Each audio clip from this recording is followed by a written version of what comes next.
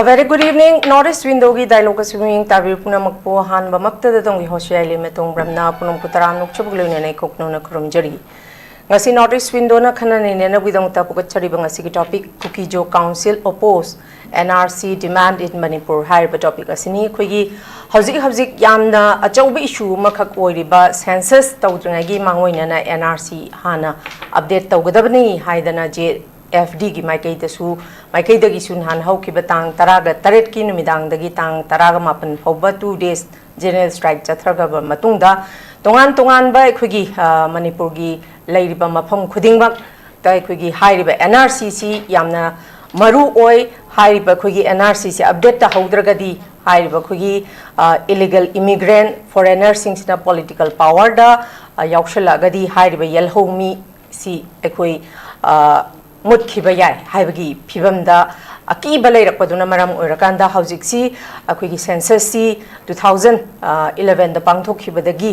Covid ना मरम ओइरकांदा differ तौरगा लैखिबनी दुमकपु हौजिक्सी हौखिबा तांग तरागा तरेट सिमक्तदगी अखोगी हाइबा census सिगी इनुमरेटर की ट्रेनिंग पीबा खोटपा हौरगनी हाइबदुगी मतुंग इन हाइबा JFD की माइकई दगी सु अचौबा खोंगसंग से चंगछनदुना लाई मफम खुदिंगमकी सु दुम चंगचिनदुना लाई हौजिक्सी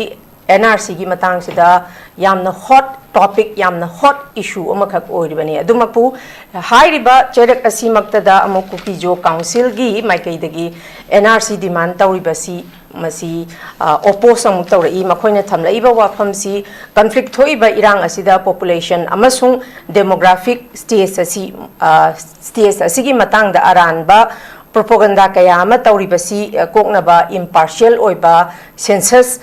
तौबा मथौ ताई हाइदना कुकी जो काउंसिल की माइकई दगी गवर्नमेंट ऑफ इंडिया ना पांगथोकनी हारिबा सेंसस से अदुमक तौहनिंगबगी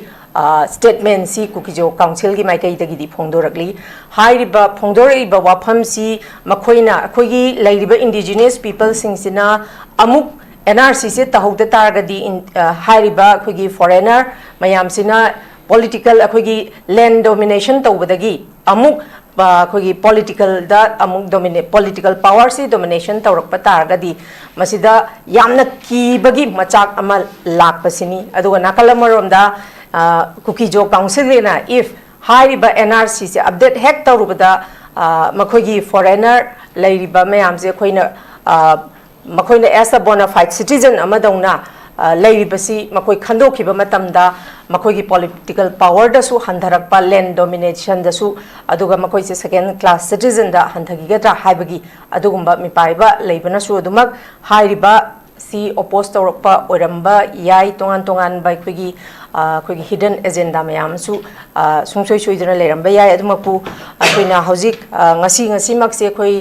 लेंगागनदी सेंससु पांगथोकना बहोनबिरी अदुगा नेशनल हाईवे 2 दा अखोगी पैसेंजर थाबसु हौरे अदुमकपु हाइरिबा लो एंड ऑर्डर दी चप चाना कदाइबो यौना फगली फगते हाबदुदी अखोइ नेशनल हाईवे दा अखोगी विंगर अमदी बस थाबा पैसेंजर थाबसी खक्तना लो एंड ऑर्डर फगले हाबदी यादे ngasi maksu अखोगी तफौ नगा विलेज सेनापति डिस्ट्रिक्ट की मनुंग चनबदा अखोगी युम मई थाबा विलेज अखोई युम खरा मई थाबा मसिदा CRPF अमसु injured तौरिबनी सोइबनी सिमकनदी हजिक लैरिबा अखोगी Meitei cookie दगी खितंग नाथैरगा Kuki ga naga gagi hojik yamna lairiba chayetnaba conflict si adumak masigi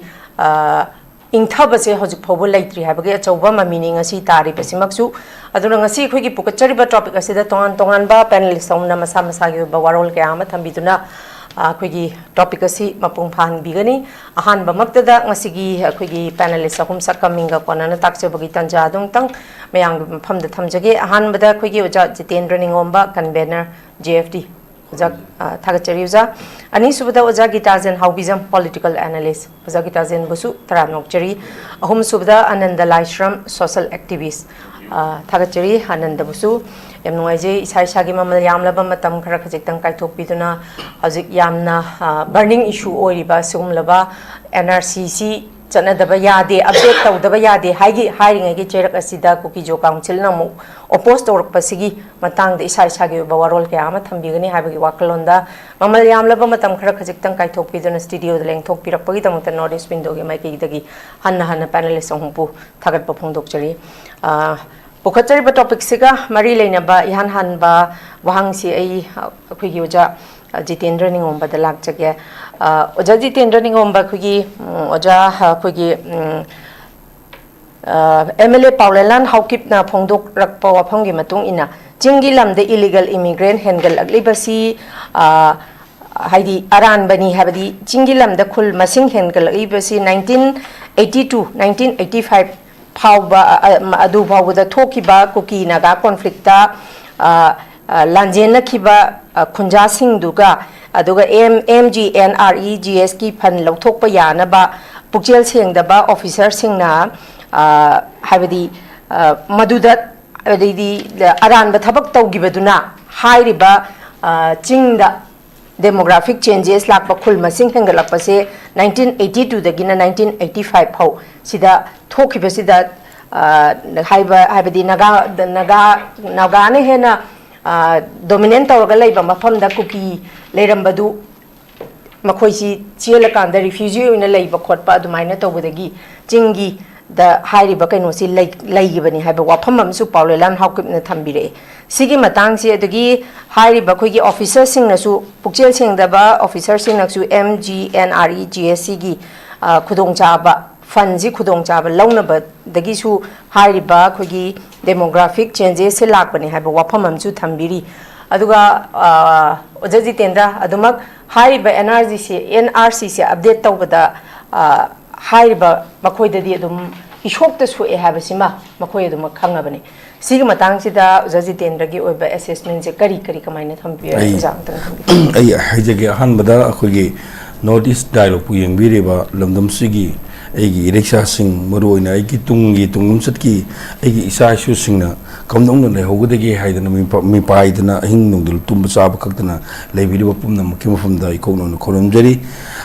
hujik akhina aingonda hangbiribo hongsi leiriba khoigi manipur da khoigi masing khangde hengelokwa abnormal oiba village mayam sing se masi henget pigi maramdi madum pukchil sing da khoigi kano kangona officer sing to hon mini haibigi podum du adu so amarum da madu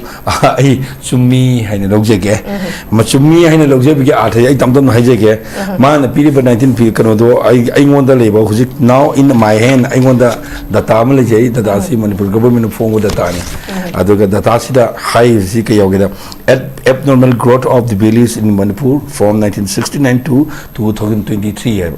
masi Manipur government phone ni ko masi gi lyrics da yaw se 1969 da leiramba valleys number duga 2023 da leiramba akhoi gi hekalek valleys number sing se masi gi valleys se sangdam nu yengbo matam da leiri bo hoji gi oina tara taru khai bitare akhoi gi district tara tok le sigi manung da Impal iski Impal west ki mayam se loy torgan ai atei di normal ko yamna abnormal oiba ai mapum kitang hajege sandie laiba gi jaga siga tengnokpul gi jaga siga adu kangpok gi jaga siga chuchanbu gi jaga siga maside totally abnormal oiba ai am khatang lokot chege mayam kano to binaba chuchanpur haiba koi district se masida 1969 da Manipur government recognized over village number 282 lerme masi 2023 da mu koi moina mu phangbadi ko ki matung ina kaya lerunge haibam tanda 560 lerme 560 ko 560 increase over heaven ko hinka level smai tawraga mu sandel ki jaga ta 164 billion si in the entire the district of Sandel in the year 1960 and the record of 2020 the 460 later meva increase of 296 same smai tawra kambu bi ni khangir ba jaga sida 1969 the 170 and billions later masa masina 2023 gi amuk kano to matam da 721 later meva ada an recognize 542 neba si record mayam sing si kamdong na phangba no haibum tamda aikhoi na ngasi manipur miyam da thingiba census to we aroi na harim se masigi record neba census to matam da makal ani ni amana yum masing thiba amana mi masing thiba hairiba yum masing thiba matam jida phangaki ba record mayam neba se adu haike bi henkaliba mayam sing se kadai de gino hani henkalabu matam da ai wanda su record loina leiko mi masing henkalabu ne mi masing henkalapadegi yum masing henkalapadegi village masing henkalapadegi asai makoi khudong sabo mayam lo bune hadare adu laibado mi do ahan ban number 1 mi do karai degi henkalapuno haibo tamda mi na normally gi oina nupi amana chahi ma angang mo popo ya haibo se adum original loiba natural gi oi process ne adu haibo area ain palibo particular loiba jaga se masida 1991 da mikok thibo matamda phangba ma gi record ga after 10 years 2001 mikok thibo da phangba adu gi record ko yeng bo de adu so totally abnormal ne prithvi gi lebak ta hengada da bomong ni hengale ne ba adu smai dog na akhoi na ngasi khangnari ba aina kidang panjar bada prithvi da khwai de gi missing yam hengat pase sahi tara kuding gi decadal growth rate si kai du yam si han bada Nigeria hai bole bak sini ma gi percentage 71% oye ba adu ani su bada share ai su oye ba ado sumana prithvi da yam mi singam hengale ai ba khwai de lebak si nataba akhoi gi manipur gi some specific area da hujug lai ri ba akhoi gi sakbi karon bi jaga sida 117.6% lai ba masi total abnormal ne ba but compare with Impal East Impal West with already 17% ka ne ba mai te economy tampakta lai ba khunda lai ta ri ba kamu district mayam sing sigi mangi percentage 17.17 dagina 18 sibuk ne ba ado where sigi hai ri ba missing yam ko li jaga se masigi area ri some 168% ju yaw ba karam boda puru lui guji ga sida alman to dana abnormal oiba pot mayam leikre am se khang matung da scientifically have ni ko akoina blind shot to bonate sidi yamna luba survival question ni makoina khuji hairi se masisu makoi sigidore makoi lebum nei roi na haire pui po ne ba hangse aduna madugi scientific oiba data mayam si yenga khanda kari to geba danda abnormal oiba growth mayam hekale abnormal oiba population am hekale hairi bisingse atopa illegally immigrant ngakta ne habdane ba adu hairi illegal immigrant singa sa masigi aikhoi gi manipur da sangam ko matam da in names of scheduled tribe ki mungda makoi ne khudong sa phongba aadhar card phongba electoral roll sanjan gi ba aduga ming sigi census lok matam da enroll toksin gi ba siguma mayam singshina makoi se legally India ki citizen ama oine na bagi machak ma pi maram aduna madu pi de na ba hana mayam pi khre hana pa yam ai wonde loina sang adi am sang ani ai tinjen jege aina lakchani badi masigi aduna census se thingda ya de habane census thingda ya de hana already yam legre 19 kadai de gi mana su khara haidok chere ko masana haidok che boje khang ma masa ma hairi bon pa hu jari mi honorable aidi umayam na bu honorable oi ha ko adu da illegal gum de de haining de haidare ko ma masa ma chiri akoi dap lai re ba ma karam ma sahi de pokura 1974 de pokune na mai aadhar card yawi adu masa mang na enroll to buse enroll to ba si India gi citizen amani ani enroll to buse 19 kya da no ba 19 I think that ma 19 kanu da akoi ma bo 2002 do ngoni adu bo de 2004 de ma na hoi kai chalu ge kai le lu ge ba mai mama pak adugi legacy data thira pudune ba ko ni national register of citizen haise masidi India gi citizen amore gadi India na pi ba pada mamagi matung na ni NRC se India gi citizen kana no ni yeng hai ba khakta ne ko di India gi mai hokte ngam musnate anti India na ngam musnate ai koi na he Indian government na koi na akoi ima ipa obire badi aseng ba nang gi na sa kana no hajo ai koi dap oire ai koi manipur Manipur aduna Manipur le mama singche nang aseng mana sa kanano nang na hajaba nang ijabugi matuna NRC da kana yaw ge bado adu yengbiu haba sikakta ne ba adu bu makhoi ko tawrisina kai do haba NRC to asai haibi bodo igana karigumba asing population amada mathok tai habado asing population kadai do tawino 1948 ta ngasi ekhoina leiribo Manipur haibo leibak sina ningkha tam leibak amu oiringai ko adugi tanjadu da ahan ba koi vote election tawgreba hairiba election tawdugi karak po mayam sing adugi manungda ahan ba speaker oibse TC tiang kham ko oiba ma say yes that person is belong to their community ina hiduje adu da matam du da India da pundi ngogi election to bogi election role mayam upso aingon da lay adu lay bi electoral akhoni singa bana singa da mana de singa remote area da ngam lay tega habdo akhoni wuju pakali tampak de lay tiji singi de lay ba I want to lay in myself. I want to lay in go. I JFD can mean I want to lay in. I want to carry a top of me. Modu in hand manuscript in. Even me, you move on. Hangsing, Pongsing, Tangsing. Go. Adune sometimes can a woman Bengali Iwawi, Aduka, English Iwawi. Even me to you move in our matter habitat. Adu Loyori never. Almana labels that carry singing I live again. If you are the real Indian citizen of India, why you are afraid? To conduct NRC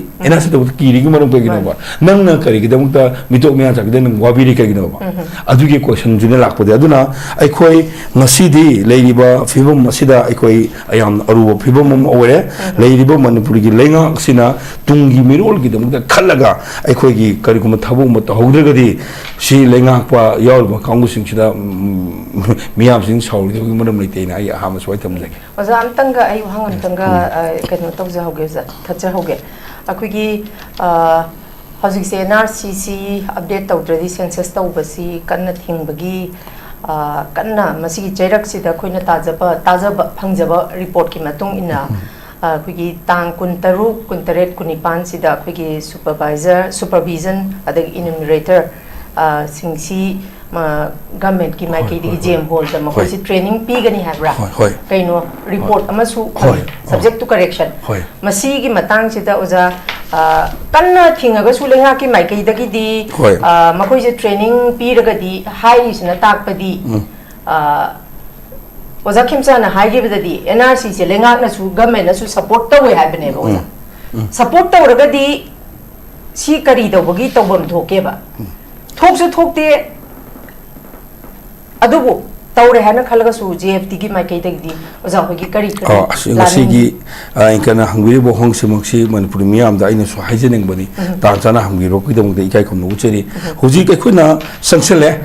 JFD habire no Manipur miyam haina sing ngasi di JFD oidere Manipur miyam gore Manipur gi miyam na Manipur gi tunglam sat ki de bang khalaga Manipur singi habini ko Manipur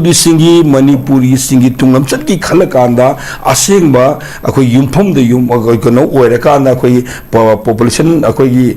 enumeration to view census to view haidna lakpani aduga hujiksi asing ba population adu khangtong na bagi damde khwaidi ki maru oibadi national register of citizen haibse adu ngai matam gi 1951 February tang open da NRC to gi record leiraba expenditure leiraba dogi haibe leirabani na maduda legi ba adugi masa masu mayam sindo khangtong piraga magi legacy data am siam kanda asing ba mi sing do da khaktang da census to view haiba sigi kholaw mari leina ngasi fawda santelai hanbali tana ngasi ju maina paibi mayam ma tawri sigi talak asida masibu tawbu yaro haiduna Manipur miyam na hoje khoi Manipur da miyam changkhre asa heje bodo kul masingam henkale mi masingam henkale ai khoi gi indigenous people ina haina khunda laita du riba singi kangu gi marakta naga haina khangre riba indigenous ilaw kangu se masibu ta nongna lakpa kangu mayam sukchina hoje dominant doctor da khoi gi lepom na ektre kariguma akhoi gi mikano to gi bata ragadi census to gi bata ragadi delimitation to rani delimitation to bata ragadi madudi henkat ki bomi mayam singdu logi matungina sit sharing to bumatam da indigenous oriba naga maitei bangal amade maitei mamsinga phangom thokbo sit do phangoro sona phangani haibagi nungai ta ba pe da ba mayam leibna marum oragara su boycott to khrabane ba Manipur miyam na census boycott to khrabane ba sigi malak ꯃꯔꯛꯁꯤꯗ ꯀꯔꯤ ꯀꯔꯝꯕ office ꯃꯌꯥꯝꯁꯤꯡꯗ ꯑꯦꯅꯣꯃꯦꯇꯔ ꯅꯠꯇ꯭ꯔꯒ supervisor ꯃꯌꯥꯝ ꯑꯃ ꯑꯩꯈꯣꯏꯒꯤ ꯀꯩꯅꯣ ꯇꯧꯕꯁꯦ training ꯇꯧꯕꯁꯦ ꯇꯧꯕ ꯌꯥꯔꯣꯏ ꯊꯤꯡꯉꯨꯕ ꯑꯉꯥꯡꯁꯤꯡꯗ ꯑꯩꯈꯣꯏꯒꯤ FIR ꯄꯥꯟꯖꯜꯂꯛꯄ ꯏꯃꯥ ꯏꯕꯦꯜꯁꯤꯡ FIR ꯄꯥꯟꯖꯜꯂꯛꯄꯁꯦ ꯂꯦꯞꯇ꯭ꯔꯤ ꯇꯥꯟꯖꯥꯁꯤꯗ ꯇꯥꯡ 16 ꯇꯥꯡ 18 ꯇꯥꯡ 29 ꯍꯥꯏꯔꯤꯕ ꯅꯨꯃꯤꯠ ꯍꯨꯝꯅꯤꯁꯤꯗ JEM ꯍꯣꯜꯗ ꯑꯩꯈꯣꯏꯒꯤ ꯏꯅꯣꯃꯦꯇꯔ ꯑꯃꯗꯤ ꯁꯨꯄꯔꯚꯥꯏꯖꯔ ꯈꯔꯒꯤ ꯇ꯭ꯔꯦꯅꯤꯡ ꯇꯧꯒꯅꯤ ꯍꯥꯏꯅ ꯊꯣꯛꯂꯤꯕ ꯑꯁꯤꯃꯛ ꯗꯥꯏꯔꯦꯛꯇꯔ ꯑꯣꯐ ꯁꯦꯟꯁꯁ ꯍꯥꯏꯒꯗ꯭ꯔꯥ ꯃꯅꯤꯄꯨꯔꯤ ꯂꯩꯉꯥꯛꯀꯤ ꯑꯌꯥꯕ ꯌꯥꯎꯗꯕ꯭ꯔꯥ ꯃꯣꯏ ꯑꯣꯏꯖꯔꯁꯨꯅꯨ ꯑꯗꯨꯃ ꯊꯣꯛꯂꯤꯕꯁꯦ ꯃꯅꯤꯄꯨꯔ ꯃꯤꯌꯥꯝꯅ ꯍꯧꯖꯤꯛ ꯄꯥꯝꯃꯤꯕ ꯅꯨꯡꯅꯥꯡꯉꯤꯕ ꯃꯌꯥꯝꯁꯦ ꯃꯈꯣꯏ ꯃꯣ ꯂꯧꯗꯦ ꯍꯥꯏꯕꯅꯦꯕ Yes. ꯃꯁꯤꯒꯤ ꯐꯤꯕꯝꯁꯦ ꯂꯥꯛꯄ ꯃꯇꯝꯗ ꯃꯅꯤꯄꯨꯔ ꯃꯤꯌꯥꯝꯅ ꯀꯔꯤ ꯑꯦꯛꯁꯟ ꯂꯧꯔꯛꯀꯗꯒꯦ ꯍꯥꯏꯕꯗꯨꯗꯤ ꯑꯗꯣꯝ ꯌꯥꯎꯕꯤꯒꯗꯧꯔꯤꯕ ꯏꯅꯣꯃꯦꯇꯔ ꯅꯠꯇ꯭ꯔꯒ ꯁꯨꯄꯔꯚꯥꯏꯖꯔꯁꯤꯡꯅ ꯅꯁꯥꯅ ꯈꯪꯖꯔꯣ ꯁꯤꯗꯤ life and death the question of ꯁꯔꯚꯥꯏꯚꯜꯅꯤ ꯑꯩꯒꯤ ꯂꯨꯄꯥ 200 ꯐꯪꯕꯒꯤ ꯇ꯭ꯔꯦꯅꯤꯡ ꯌꯥꯎꯕꯒꯤ DA ꯂꯨꯄꯥ 500 ꯐꯪꯅꯕꯒꯤ ꯌꯥꯎꯔꯨꯕ ꯃꯇꯝꯗ ꯃꯅꯤꯄꯨꯔ ꯊꯨꯒꯥꯏꯅꯕ ꯍꯣꯠꯅꯕ ꯃꯅꯤꯄꯨꯔꯒꯤ ꯇꯨꯡꯂꯝꯆꯠ ꯃꯥꯡꯅꯕ ꯍꯣꯠꯅꯕ ꯃꯇꯝꯗ ꯑꯗꯣꯝꯁꯨ ꯑꯆꯧꯕ ꯑꯩꯈꯣꯏ ꯊꯧꯗꯥꯡ ꯂꯧꯕ ꯃꯤꯅꯤ ꯃꯅꯤꯄꯨꯔ ꯊꯨꯒꯥꯏꯅꯕ ꯍꯣꯠꯅꯕꯗ ꯍꯥꯏꯕ ꯑꯗꯨ ꯂꯥꯛꯀꯅꯤ ꯃꯅꯤꯄꯨꯔ ꯃꯤꯌꯥꯝꯅ ꯀꯔꯤ ꯂꯧꯔꯛꯀꯗꯦ ꯍꯥꯏꯕꯗꯨꯗꯤ ꯂꯦꯠꯁ ꯁꯤ ꯅꯨꯃꯤꯠ 2-3 ꯉꯥꯏꯔꯦ ꯅꯣꯏ ꯇꯧꯕ ꯌꯦꯡꯉꯝꯕꯅꯤ JEM ꯍꯣꯜꯗ ꯇ꯭ꯔꯦꯅꯤꯡ ꯇꯧꯕ ꯉꯝꯅꯕ ꯌꯦꯡꯁꯦ ꯍꯥꯏꯕꯁꯦ ꯃꯅꯤꯄꯨꯔ ꯃꯤꯌꯥꯝꯒꯤ ꯃꯣꯠ ꯁꯤꯜꯂꯒ ꯑꯩꯅ ꯍꯥꯏꯖꯦ Kachari Jahoina Junction Biriba Tabuk Kudingmak Miam Akui Manipur Miam Gikalaga to my papa Suibu Haina Tamjage Makatsa Tazaboina Zakitazen the Laxage Zakitazen Nakalamaronda Masi Kuki Jo Council na Heidi Makoin opposed or Pasida Paulelan Hawkip Tamapa statement Amada Sumana Haibazenda Kugi Hanagi was a former the CM Oza Birensi Union Home Minister na Kauraga Chatpaduda Wari Sanavada Rea Kugi Ozana Tamamba Oza Biren and Tamamba Kugi unrecognized the Bakul 920 ga 16 districts in the Lai Haidana Oza Biren and Tamambagi Wapam Dusu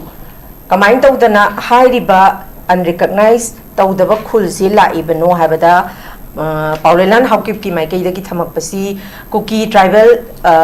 chief amagi khul ama lingbagi chatna bisu adum lai haiba aduna hairiba Kuki tribal chief amagi khul ama lingbagi chatna bisi lai re aduga magi macha dugi su adum sandok pasi makhoigi chatna bida adum yawi haibagi wafam amasu lai riba adubu masi makhoigi yawi hairagasu Masagi Oza Jitendra na Panbiba, a hand but the Tiduisi Yumni, Mi Masingni, Tira Kanda, Tara Iba population Dugi, do the base Taurakanda, Amuk Akui delimitation, the Taurakaduni. Adobo, high but Hama Iba Wapam Zidi, Aquin Makoina Sidalak, but ya Aquina Ada Salaga Layuba, Lam Layuba Koluba, Yabagi Kenosu, Yabanate, Adobo, Jinga di Pangyada Yaba. Si gi potse dum sigi potsi chatna bise dum leiragadi adu leirakpadunabu ngasi hairibasigi conflict sigi thokpagi achauba ko samasu dum oiribane aduna mahangna thamaiba kainosidi dum contradictory su yam oi sigi matangda Zakitazen gi moti kari kamai thambini ahan mutada ngorchundu yang biriba manipur jakuding kai kuno uchari ngena ngasigi penelation ingin biriba ikui Oza Jitendra Oza ANANDA amadi hoso biriba HEEYAI LEIMA amadi hosta kai kuno uchari ikui manipur si HEEYAI ikui si ima leibak ko ima leibak manipur sana leibak manipur na tholiba ko ahlamana sahi lishing mari mai puari le na ngasi ikui khutum chingna hingi punsi se ikui ngasi di ikui thongna phaba ipai pugi machani haina sona banatana ko ikui da haji da loina mutna sade ko ikui da haji sum sagi hangbiriba some political leader khara haita ne ko mogi easy thongna phaba dia manba ko thongna phaba dia manba manung da ikui gi e siang da khara adum chi le haiba simadi adum tai ko hajik se koi Oza Jitendra hoi koi kano si am kan hona biri ko JFT gi koi am yaujari ko am so to jari adu aina confusing le pon sum lai se he aikoina delimitation na traga na whatever issue macha ka sunai nari se ai di government gi oi ba magi khulon si almost ayamba magi oi ba pam ba di lotion laga thamabra ha ba sim ai jing na ba lai ba si aina hajari se maram di haju se ikoi koi dina ngasi da gina thakri mamang da koi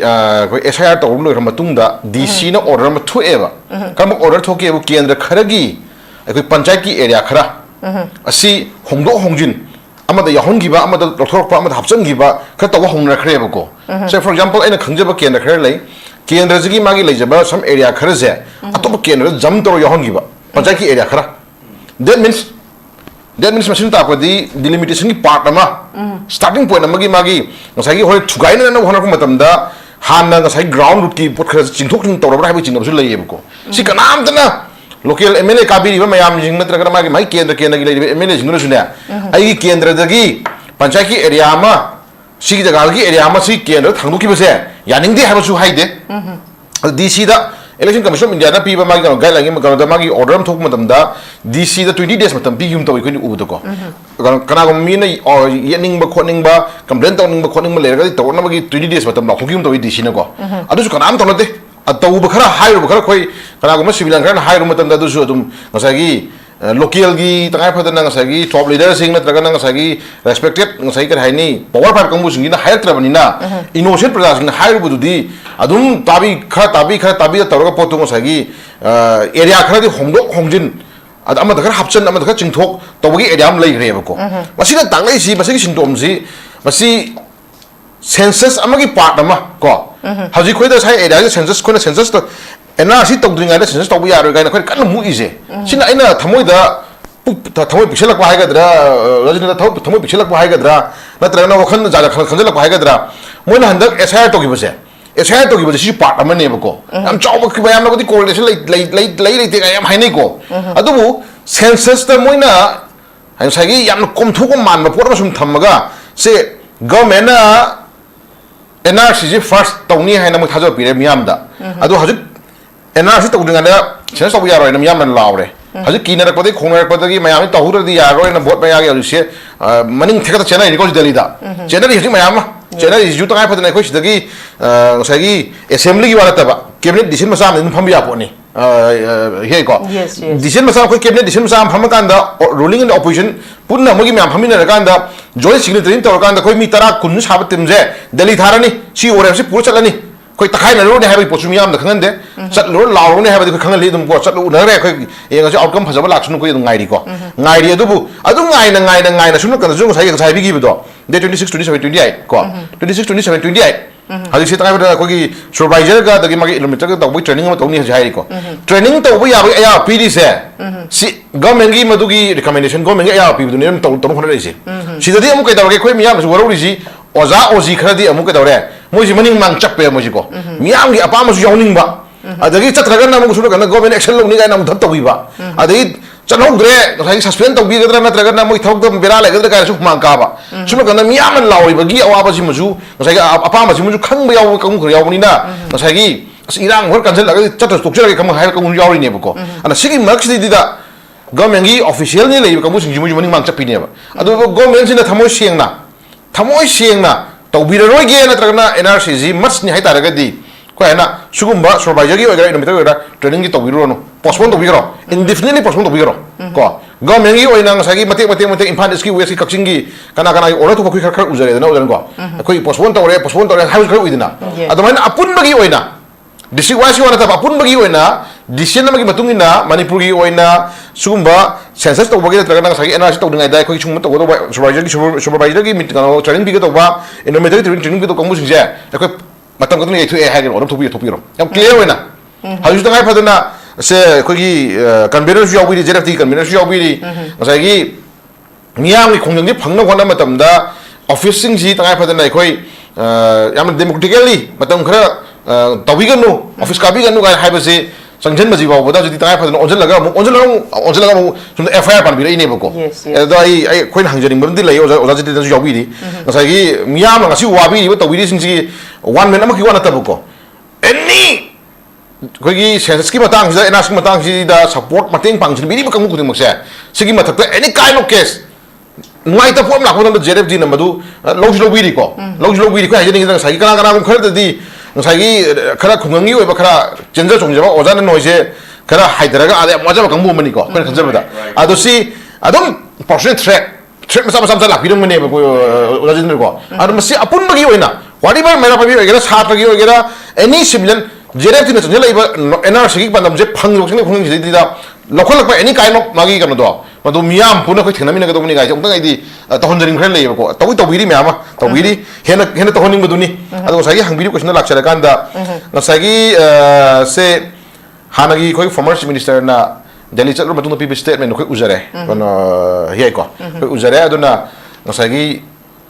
tawrakani habenate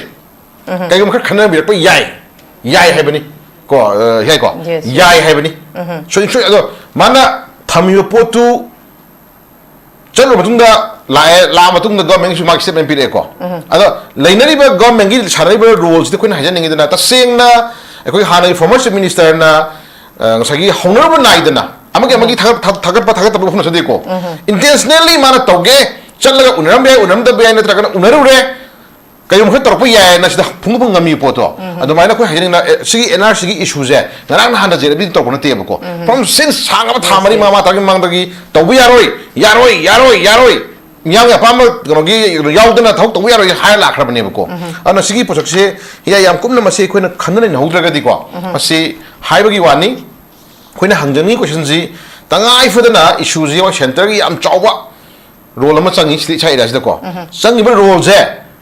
Prajasnan ngasi lauriba JRF digi ngasi thomi mayam na ngasi maranai type ta ngasi case mayam sariba JRF digi thomi mayam ngasi ko jedan tawri mayam thap tawiri ba kihan ba khongali tawri mayam je ngasi maranai na te ko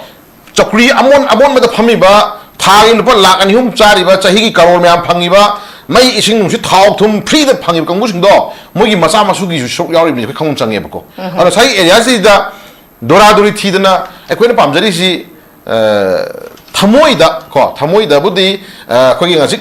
vote lepning ba laibiri ba kamu singju manga ju ti ka dawre election knocking door ni ko heng sing ngai re NRC je first to do ni ga je kan law khoi ure ko sang nga khoi ure sang nga gi mak ta khujo ma ni ko koi na thamoida koi na awa ba chai theng ko isa isu ma mit pa mang si da kan da isa isu ma tam thina hala kan da ing na tam nga ngoi khoi yak te ba ko thamoi kai re ba ko adugi pen da bu di khoi na aduga sumgi lai kamu sing na ka dawre ngasagi political drama manamo haidare ko simtain sanghaudur di yar da khanmagi bongda ngam kum khri yauri ko thamo sengbiu politics wise di miyam na bu yar de dum ka jani ko adu kana na kai thamo seng da ko khangi ko hajereb di nga hajmo na ngai ri si ekoi na mutang recall tok jara kan da ILP da ko yengbi ai ko ILP phangna phona matam da ILP pi na phona matam da satra kai thoi mang re ni satra robinu thoi mang ni ima event mayam mafi bai singini bakok ter mereka selini satri me amasan foi ni adugo magi stage do JRF di nang toriba ngasi manipur miam na ngasi toriba NRC gi hana taw hai se adugi stage zo yaudri ko adu stage yaudri satra hat khini JRF di gi mi thomi hat khini ima event mayam mafi singini satra mayam masam foi gi ni na government ngai ro ko hang malai ko adugi stage zo tawra ka da ai ko NRC tong na ko thok to gi pakki khalibra ko hang ji ko ena adu miam yo po na mani adugi stage yaudri ngai da adugi takak to mungna bu yaudri ngai da government na su takai fadana laiba leaders khuding usna opposition the ruling khai dana haidai ko dora dori thidana sab sab state ki over decision lo wi kana center da push wi yobo ko center na kasu yaw da blite namfu sapu da state lenga man na to state ki laibiri ba dugumba political party yaw bi ba dugumba opposition ruling gi laiba MLA khuding mana moi humfu jina sign tawrakanda miyam gi apamai mai ko thok to bi yaro na inma mata da center na tawgodong mani ga mangsan pa ila to shuli te ko haiba ya to thoro he kaino vote ne bijibu mun pi ka vote lo praja me na pi ka vote ni kaino adu praja miyam gi obo apam ma to na adagi yani yaro na khu chana kan da sida ki na pa do ta ga di ya to thoro le emil ji pi ba pham lo ko ha ni je adu gatsam le chang nge ba kono he adu si marak sa mun yam nungai ba si still MLA oi ri ba ko tang bu di na hangbiri question da khara sum lam jiri kemete paring ngam saga khona khona da khara lam da da ni ko sigi marak si da still BJP gi manung da vote ka bani lai ba masagi saikot sigi MLA ko ko gi power hokip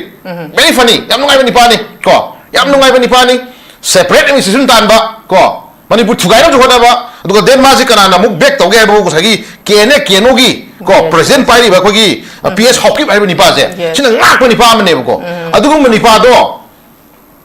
isai now jiri da ngang ahum nupium hatma tamda laman khumane ga habang ngi bani pa sugum MLA sina ngasim ko dawre NRC to buze 19 period be ya to no ko yaning de kana phone lo ko leni ko madu ki yaning de ha ko tamda ko gi sunu kan lebe MLA amata da ai ko kaino le na ngaw ba tawi tawi miyam ni ne sana khang bra ga ko thil am ju ngang de ko adum maning jong anghale natra ado sigumba nipasi hoi kasu khoi hena luna lomngai oide ko lomngai oide to bu sigumba ngauri fari to nipasi ni namasing yak kala kan di hauji moi to thok se kemna te kano ye hauji to ribo lan ji june tu friend mai te ga kuki ga ne pak khut thap thanara ro thanar de marum lai ko almost separate wa gre separate lo lo yare lo de ko mai te ga kuki ga pak khut thanara ro thadana basu mo shungi kangu shuna nga lai ni ko kari maram gi chu sam pu te changa ro more te changa ro ang pu te changa ro periphery area te changa ro natra hauji kuki ga naga ga to nei irang se si te to nei si ne si part amani kamai to magini hauji mo ne pami si technopol ne chamden ne chu sam pu ne kangpok pi ne ko tamilong ne no ne frejon kamjo nei ba de si khara se sigi manung se lai ba main majority oi ba naga gum ba mai te gum se sidagi clean tak ta tho tham kan da district mari manga ma to passion tham kan da mogi dream ma sagal le ko madu phangna hona ko ne ado hajidi nungsina ba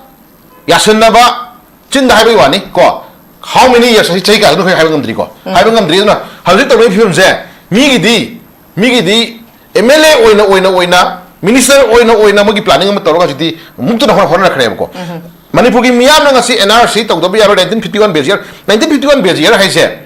ai khoi mi se mana ozan na ozali tender na aina HEEYAI na sema na te base masagi lakcha ba chahi masagi lejari ba magi decorum masagi lejari magi ga rundu ne ba tenure du ne ba jari siko 1951 bezier is da NRC to do buni hai si da haju humang ka da na ko khoi gi ipai phugi pro da huran ba na pi na ko da pi pe do no na pi pe do du ki type da ada si film je tau do ya ro na JDF di na miyam na kan na mu chela ka do kan hamra no mai ka pa hora ne ko no ai la ne ko ado mi gi di planning plan phan to lai MLA oina lai Manipur thugai na khona ba do dum wangang de ko adu ngangi khoi mi da khoi ming sun khum de ai khoi ro jela khum mu ra kana MLA da wa adu ngangi honorable adu ngangi ma bo honorable ma bo khoi da mi halaba angang halaba gan game re to kholaba census to ja ba NRC to ja bi ya to mi si boi khoi na ma hauji khoi miyam na NRC to hai se Hanadi Manipur de leba khundamina ye furu khuding ki manungda illegal immigrant na foreigner 1951 base ki matung dagi mamang da matung la ki kumusung do khandu wena khoina kamalli amata hairam ne ko hajudi kana oi butare government ka hiding je sugum ba me man ta ngangi ba MLA kare le di ba pon hoki kumje muje NRC bon NRC to wa bi haji mui ko motoro khulai pa te oi so ngu jing to ro ko mo ma thakse NRC to suya de jiri ko ha de ko moi jing lai bra kan Manipur tang le ta da ne ko ana sugum posak sing je lai Manipur gi lai lenga ki lai bi dong leadership se khangum change ba ana vote ma ya gi ta pa to no di ar thamoi chingum change ipai pun thambi ram I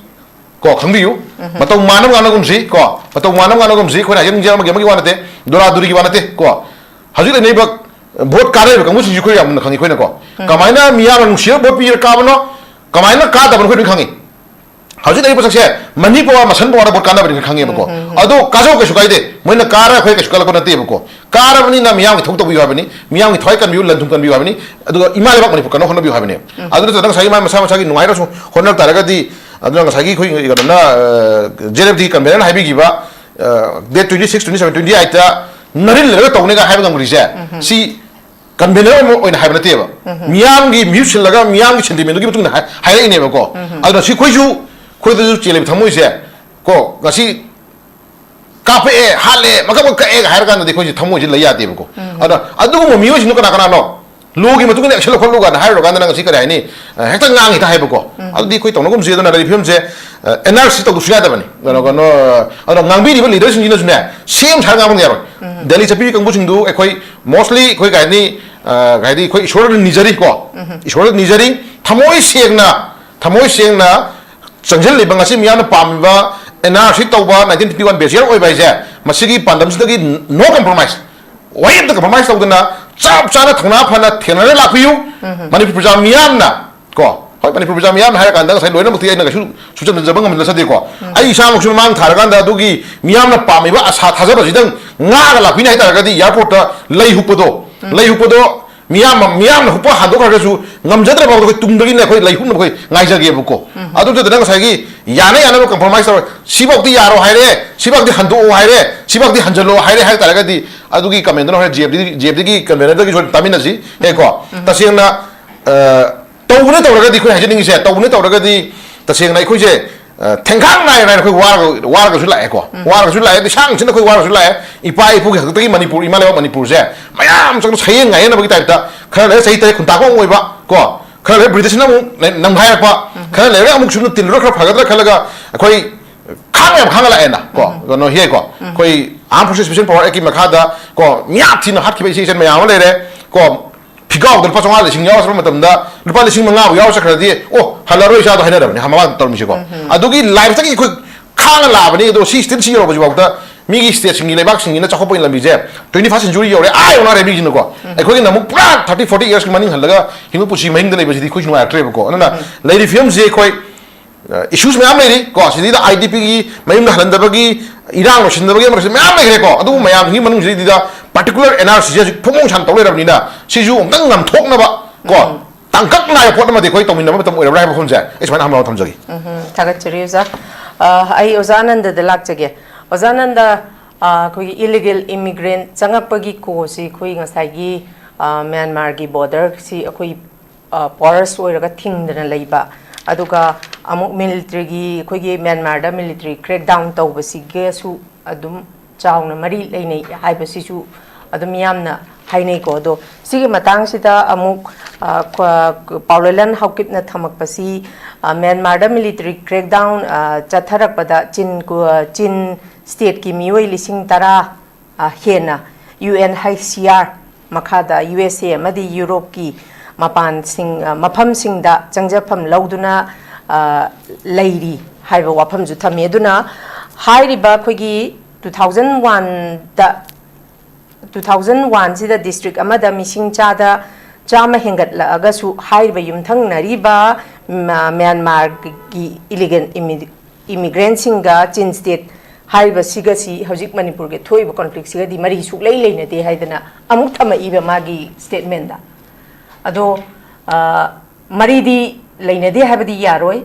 ꯀꯣꯟꯇ꯭ꯔꯥꯗꯤꯛꯇꯔꯤ ꯑꯣꯏꯕ statement ꯉꯥꯛꯇꯅꯤ ꯃꯥꯅ ꯊꯝꯃꯛꯏꯁꯦ ꯑꯗꯣ ꯁꯤꯒꯤ ꯃꯇꯥꯡꯗꯗꯤ ꯑꯣꯖꯥ ꯑꯅꯟꯗꯒꯤ point of ꯚ꯭ꯌꯨꯁꯦ ꯀꯃꯥꯏꯅ ꯊꯝꯕꯤꯅꯤꯡꯉꯤ Thank you. ꯑꯍꯥꯟꯕꯃꯛꯇꯗ north east ꯋꯤꯡꯗꯣꯕꯨ ꯌꯦꯡꯉꯤꯕ ꯃꯌꯥꯝꯕꯨ ꯀꯥꯏꯀꯨꯝꯅ ꯕꯣꯠꯆꯔꯤ ꯑꯗꯨꯒꯤ ꯃꯇꯨꯡꯗ ꯑꯩꯈꯣꯏ ꯇꯥꯃꯣ ꯖꯤꯇꯦꯟꯗ꯭ꯔ ꯑꯃꯗꯤ ꯑꯩꯈꯣꯏꯒꯤ ꯏꯌꯥꯝꯕ ꯒꯤꯇꯥꯖꯦꯟꯕꯨꯁꯨ ꯀꯥꯏꯀꯨꯝꯅ ꯕꯣꯠꯆꯔꯤ ꯃꯦꯗꯥꯝ ꯕꯣꯁꯄꯨꯁꯨ ꯀꯥꯏꯀꯨꯝꯅ ꯕꯣꯠꯆꯔꯤ ꯍꯧꯖꯤꯛ ꯀꯣꯏꯁꯟꯗꯨꯒꯤ ꯃꯇꯥꯡꯗ ꯉꯁꯥꯏꯒꯤ ꯑꯩꯈꯣꯏꯒꯤ MLA ꯑꯗꯨꯅ ꯍꯥꯏꯈꯤꯕ ꯑꯩꯈꯣꯏꯒꯤ ꯈꯨꯜ ꯃꯁꯤꯡ ꯌꯥꯝꯈꯠꯂꯛꯄ ꯃꯤ ꯃꯁꯤꯡ ꯌꯥꯝꯈꯠꯂꯛꯄꯗꯣ ꯑꯩꯈꯣꯏꯒꯤ ꯅꯥꯒꯥꯒꯤ ꯀꯨꯀꯤꯒꯤ ꯏꯔꯥꯡꯗꯒꯤ ꯆꯦꯟꯈꯤꯕꯅꯤ ꯑꯗꯨꯒꯤ ꯍꯦꯟꯒꯠꯂꯛꯄꯅꯤꯅ ꯍꯥꯏ ꯑꯗꯨꯕꯨ ꯑꯩꯅ ꯊꯝꯅꯤꯡꯉꯤꯕ ꯄꯣꯏꯟꯁꯦ ꯉꯁꯥꯏꯒꯤ मोगी एस मणिपुर दा मखोई मतम द कुकी की पॉपुलेशन दे कंपल्सरी ले रंगने है आईडी मी फॉर एग्जांपल मतम द मी एमएलए मखद कारम मिनी पॉपुलेशन जी फॉर एग्जांपल 1 लाख हाइरे खल जिने को फने आन से तो जो अमा द चेंज लगा जो 1 लाख के हिंग पम थोकते कचोय हिंगलोएबा अदुना तापदी ngसाइगी तामो जितेंद्रना हाइबा ngसाइगी खंगेन हेंगलै बयु मचि खंगेन हेंगलै तो ngसाइगी आर्मी कट डाउन को जुमनी लेना दुइनेबा असोदि तो पदना मो चंगले अकोनि दे सोंद बॉर्डर फेंसिंग लाइत्रे मो चंगबा लैंग्वेज मानरे मसंग मानरे अदु नकना लेनरे अदु इलाइ लाइना दुम चंगक पंगाकनेबा अदु चंगक पुदि हेंगलक पंगाकने सिदि लोइना खंगनरबनी अदु अकोइना ngसाइगी कुकी जोगी काउंसिल सि मता जे मोजे 2024 द फॉर्म तोबनी यामना पिक प्रूफ हाई तारे ने कोई खंजा बदा हाई तारे ने को वो जे कोई चुजानपुर दे आईटीएल की ग्रुप में लई काकोपी दन कोतु लई जे अदु मैं आमजी का पुन बोल रिप्रेजेंटेटिव तो कांत कुकी जो काउंसिल ने सेमक पनी सिदि जो थादाउगी उजिकी तो खाई तारे गायना तौदना तंखाई मदि याव बनत्रीबो अदु मोइना थिंगे का को याम डिस्कशन तो जु का याम अननेसेसरी वे का लई वाखदे तापम बो थोकते मवा लोग दिगे लई थोकदबने बो मरोइना अदु अखोई की नसाइदी येलो मी की मतंग कोई नसाइदी जो हाइनर कोई मतंग जे एनआरसी यामने इंपोर्टेंट होई खोली गाय जब कोई मांग दे पूरा एग्जांपल में लई रबने त्रिपुरा हाई दिदा मयाम त्रिपुरी मुट खरे ना हाइबा मुट पन्नती हेबा त्रिपुरी दी लई दीबा नसाई कोई हाइना गिबो मयाम दो इलेक्ट्रल की कनो कंडीशन में हम लापा करो तो उदना होजिकती कनाना चीफ मिनिस्टर होई कनाना पावर पाई अदुगा होजिकी त्रिपुरी का उले तब दिनते हेबा नि थोबना कना सेमगा तको कतना मी बे अनदा 30 इयर्स संग बे यारी मो सेमगला पदुदा मोगी पावर सिंद लोइना मत खिबने हेबा अदु मा तो उदना अको जो थोनी हाइदना तामो जिते दो गुंबा को याम बसिना मदु म्या दु उरपदगी मसी एनआरसी से तौते याते हाना को चंजल लेने बता सिंगना अदुना मोगी कुकी जोना तालिबा मोने से ओपोज ओरिबिकी मरम खरा लई हाइता रे खरा दु खना बया कांगु मफम दगा हाइ मोय सेंसस हाना तौगदबनी गा हाइ से गसागी तामो जितेंद्रना गसागी मोगी फंबा चलगे हिप्पा चले है दुनेबा मसाई सेंसस से याक्शन गिता दी पॉपुलेशन की मसिंग मी थीबा मी कोक थीबा युम थीबा दो याव दा दिखा ले आधार कार्ड सेमानी आधार कार्ड सेमा दिया तो बेनिफिट मैं बांगनी दो दा मसाई की सिटीजनशिप की लॉक थोक मतम दा इरा लाइन याव दुनेबा अदो को तथु उ याव दुनेबा अदु तो थनी मांगा सम सम लाई इमुंग अमदा मी मसिंग क्या ले है कांदा अतोप मी मजो तो सैदांग ले बमी मजो को हापचल म कोक थेन गिता दी माग जो काना पीदे या होई दुनेबा अदो को अतोप मी दो हाय द खंदो जे हाय बनेबा मो द काना पीरो जे हाय बनेबा को त सेना ना को म्याम हाय ने रिजबो अदो दा गवर्नमेंट की साइड की हनन नजन जो को हाय रबनी एनी वाम हाय बद ऑर्डर म हाय बदा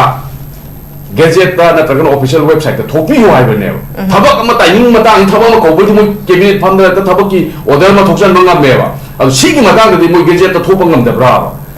अदु मोय अदुगी ऑर्डर दुम थोम तादी होजिक तौरीबा तारी कुंतरु कुंते को निपा दा तौने हाजि कमाई तौदुरी गेबा अदुना तापदी या खन्नबा या ma'am लेरीबा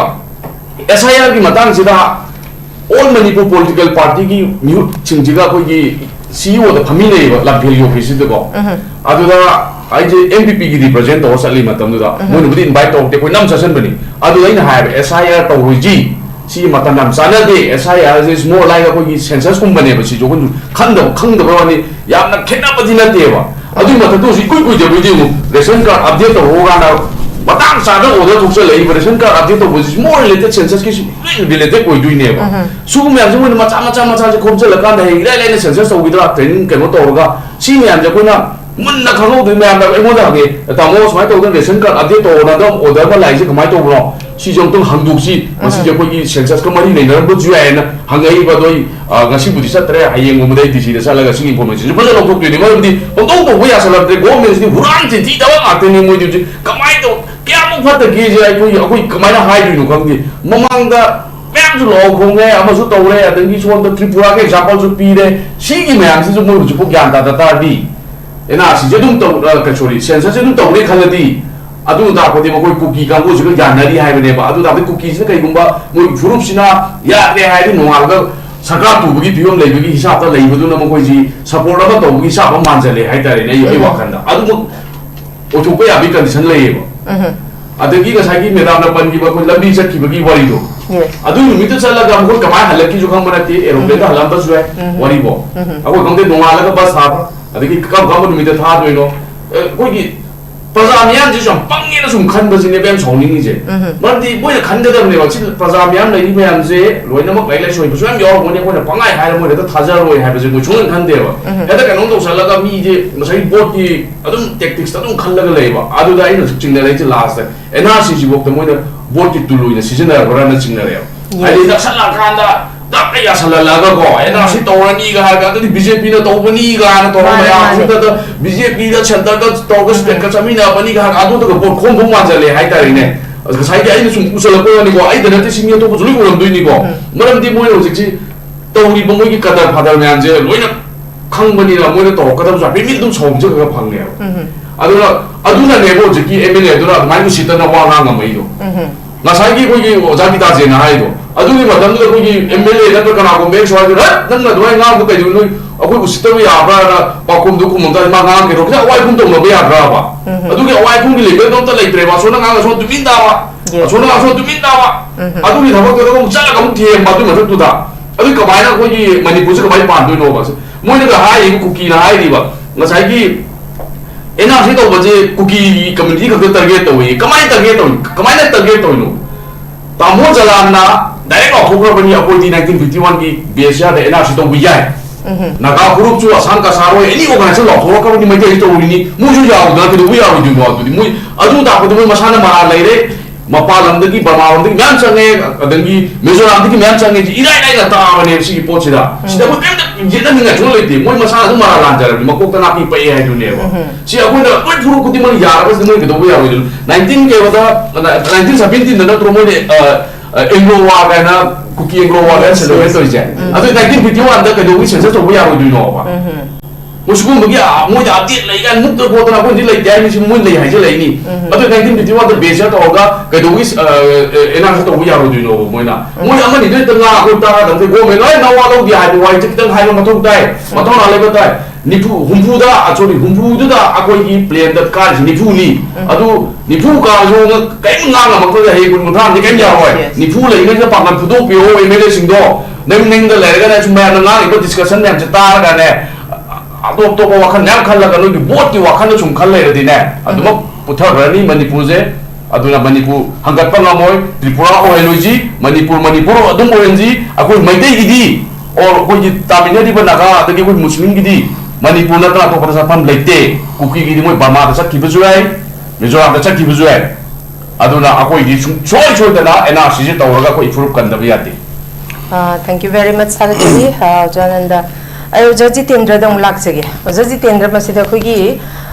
permanent residence lepagi cut off date se 31st December 1961 oye boza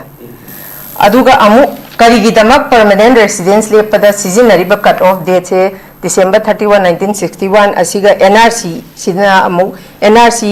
update NRC gi NRC 1951 gi cut off date sina January 26 1950 ne boza sigi ani si manadrabanina ngasai khogi 1951 gi khogi record chingse manipur government na manghangre habasi ma oza miyamna manghangre dana de manghangi bagi wathom ju khoi handa dum thokri dune ba mamangda paisa kai de du tawi edu ada tawi haidana sigi ama leire duna legang na su amuk ngasai permanent residence lepagi cut off date si ngasai lenga ki maikai dagina 1961 oigadabani hairi dagidi amuk miyam ge maikai dagina 1951 oigidabani habagi si ani amasu oza chaman na bang khak su miyam da lehen bagi amkhak laibane boza se adugi mathakta mo khogi NRC gi record si government gi custody da laitre habanina the protection of Manipur people's bill 2015 si passed tawkhibata gadi Manipur government na Manipur assembly bu lana lamjing ba khaktana tana miyam busu lana lamjing abra haibagi achauba wahangam suza sida chauna thoi ba sigi matang je zakari kamai thamini aina khangjaba dine hajidisi India Manipur government na lo ba ko 1961 ha do adudi akoi kanogi ILP gi orngone ne kale mun nan to clear wala pabiyo adudi Bengal Eastern Frontier Division Act 1970 Manipur ILP ka maridi lainai ha September 2022 da Manipur gi gazette ta thoki bane ba sigi sima ho adura aina akoi ujabana hojiki moina na adudi ILP ga mari leina bani haiba inner line permit system haibani inner line permit system of the state Indian citizen amugi manung India gi state amuda laiba aduga India gi citizen amugi manung orang mudra haina aina khanje aduga akoi no hojik hairi sidi inner line permit nate akoi na hairi foreigner gini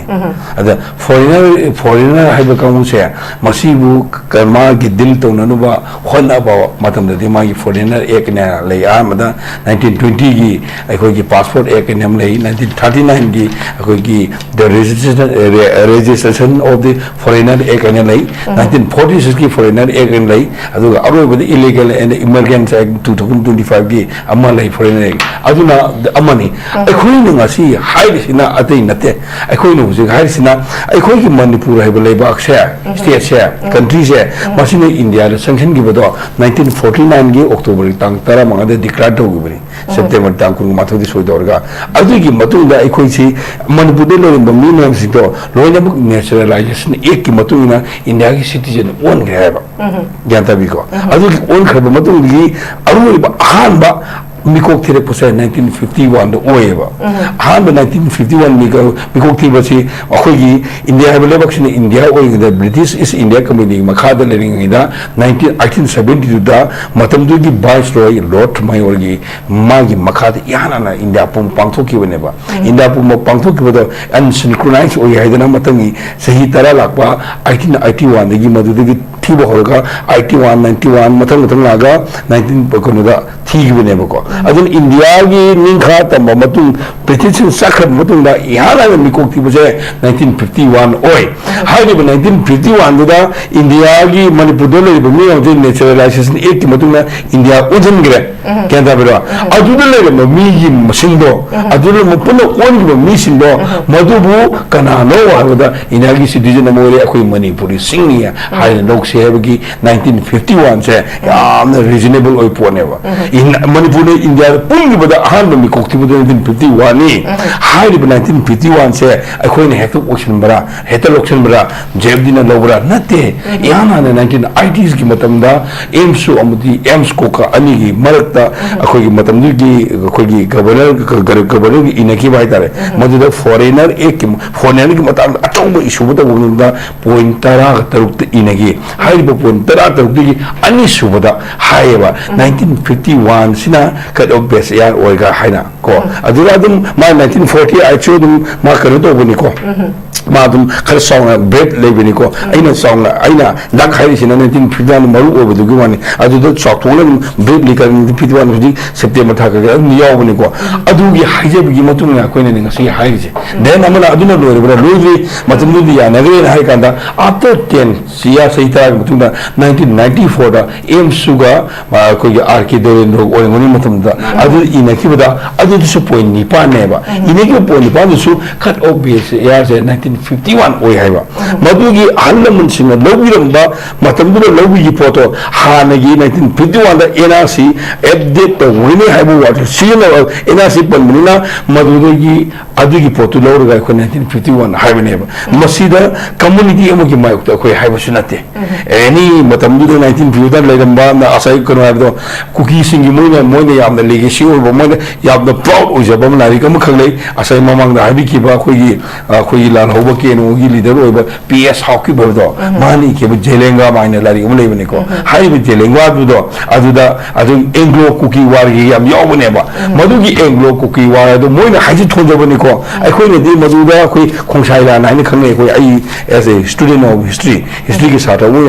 ai master ta mukboda amaina hayal ko amaina buda maduda season je 1917 to 1999 sahi ani lan taw gi hai haib lan do ma so Kuki lady hai na traba adu Kuki lady hai de adu matu after 40 year hai da ko maduda 1951 da makoina akhoi era si taw da ma kari ki ri no yes सिगम logical और पोट अमल ले काना मखोय से कना बुना है से आई वदा आई अमदगा आई पंजर के यहां ना मुखी की Kuki सल के है से लो यावनी को इंटरनेशनल में याम गूगल याम बावनी दो यावनी यार 1968 की जून की तांगा निपान दा मतमदुगी अखोगी कनोदा कनो ओना लेबा अखोगी उखरुदा एसडीओ कनो ओना लेबा एससी बाया को वमना सीआरके बीरेंद्र सिंह को बस सब डिविजनल ऑफिसर स्टा सीएम इनेगे बा मदुदी इनेबुदा समागने कॉपी इनक्रोस्ड ओए अदुदा सीने बजे Brahma Kuki refugee from Brahma यावेबो सी इनर्सी से इंगोंद लेको मसी गूगल तो सुनो लेबनी अदु रोने ना मुक मा आइना सै मा आई सी प्लेटफॉर्म से हम हाई करे अखोई द मणिपुर से ब्रह्मा की याम संग करे बसे मसी 1960 के 7 दा क्वारामी ऑपरेशन नाइ दना मकै लेइ मतम दु द मिलिटरी ली विन को बा जनरल अमगी मखादा मा लेरि बा खोगी ब्रह्मा द लेबो इथिनि कुप मसा मायाम सिंग से मसी अन रिकॉग्नाइज ओबो याम लेबा मदु अन रिकॉग्नाइज मायाम सिंग जे Brahmanization one and abagi achobo cooperation number togi quadami operation haidana 67 ne horga 68 book togi highly but anjadu the kai togi habunda adigi mamanga ngasi khuni khangir bu Kuki haiba kamu sa still today huji phobo the makoi they are unrecognized ethnic tribe of the Brahma हौजुदा मखोगी citizenship act आइना मखोगी ले 1980 द ब्रह्मागी अदुदा यावु मदुना 135 इथिनिक ट्राइब को नंग मुझे अनरिकॉग्नाइज्ड ट्राइब नेबा हाइले ट्राइब कंगो दुना ब्रह्मागी मथक मिलिटरी जुदा की मथक ऑटोनोमस स्टेट में तालो नेबा मदुगी ऑटोनोमस स्टेट तालो मदगी सावबदगी ब्रह्मागी लिविन दुना माना अखिगी जनेबना मागी स्ट्राइक तो बुदा अदुदा संगखिबसी इंगोंदा सिदि कॉपी लेरे 1500 Kuki refugees है मसी संगखि ꯆꯪꯂꯛꯏꯕ ꯀꯥꯡꯕꯨ ꯃꯌꯥꯝꯁꯤꯡ ꯑꯗꯣ ꯃꯈꯣꯏꯒꯤ ꯆꯥꯕ ꯊꯛꯄ ꯑꯗꯨ ꯐꯪꯅꯅꯕꯒꯤꯗꯃꯛꯇ ꯃꯇꯝꯗꯨꯗ ꯀꯨꯀꯤꯒꯤ ꯀꯩꯅꯣ MP ꯑꯥꯎꯇꯔ ꯑꯣꯏꯕ ꯏꯟꯗꯤꯌꯟ ꯅꯦꯁꯅꯦꯜ ꯀꯪꯒ꯭ꯔꯦꯁꯀꯤ ꯃꯇꯝꯗ ꯑꯣꯏꯕꯁꯤ ꯄꯤ ꯍꯥꯎꯀꯤꯞ ꯀꯧꯕ ꯄꯤ ꯑꯗꯨ ꯃꯣꯏ ꯄꯣꯈꯥꯏ ꯍꯥꯎꯀꯤꯞ ꯀꯧꯏ ꯍꯥꯏ ꯄꯣꯈꯥꯏ ꯍꯥꯎꯀꯤꯞ ꯀꯧꯕ ꯅꯨꯄꯥ ꯑꯃꯅ ꯃꯤꯅꯤꯁꯇ꯭ꯔꯤ ꯑꯣꯐ ꯁ꯭ꯇꯦꯠ ꯍꯣꯝ ꯑꯦꯐꯤꯌꯔꯁꯇ ꯃꯥꯒꯤ ꯀꯦꯁꯤ ꯄꯥꯟ ꯀꯧꯕ ꯑꯃꯅ ꯃꯥꯅ ꯆꯦ ꯑꯃ ꯊꯥꯔꯝꯃꯤ ꯁꯤ ꯂꯦꯇꯔꯁꯤ ꯌꯦꯡꯕꯤꯌꯨ ꯍꯥꯏꯔꯤꯕ ꯂꯦꯇꯔꯁꯤꯗ ꯃꯥꯅ ꯍꯥꯏꯕꯁꯤ ꯑꯩꯈꯣꯏꯅ ꯍꯥꯏꯖꯕꯒꯤ ꯃꯇꯨꯡ ꯏꯟꯅ 1,500 ꯐꯦꯃꯤꯂꯤꯒꯤ ꯑꯩꯈꯣꯏꯒꯤ ꯃꯈꯣꯏꯒꯤ ꯂꯩꯇ ꯂꯥꯏꯔ ꯃꯇꯦꯡ ꯄꯥꯡꯅꯕ ꯑꯩꯈꯣꯏ ꯔꯤꯐ꯭ꯌꯨꯖꯤꯃꯒꯤ ꯃꯇꯦꯡ ꯄꯥꯡꯅꯅꯕ ꯅꯪꯅ ꯄꯤꯔꯛꯈꯤꯕ ꯂꯨꯄꯥ lakh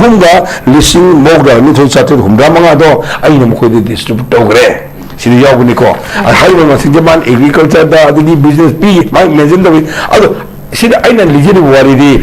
uji uji macam lakre have ni, lakre have ni apa. Sini ada na akhang lepas ni apa, akhang lepas mayam musuh lakre apa, akhang lepas mayam musuh lakre tu na, lahir ibu ngasih faham, still today ngasih faham dah, hari lepas kuki apa, kamu sih Myanmar gi government dah lan tu ina hoba kamu ni, hari lepas lan kau hau kamu di mana, aku Manipur tang khai ni dah boleh tang khai ni dah, asom tu orang kena PDF, som tu orang kena kuki, lan hoba, lalu hari lepas kamu sih housing faham tu nungi kamu ni apa, LEIMA leiter tu nama aku ni asom ni LEIMA ya, tapi som sih lagi, hendak kilan, mana dah example muka IPJ ke, mayam yang gini bawa puning sih ni.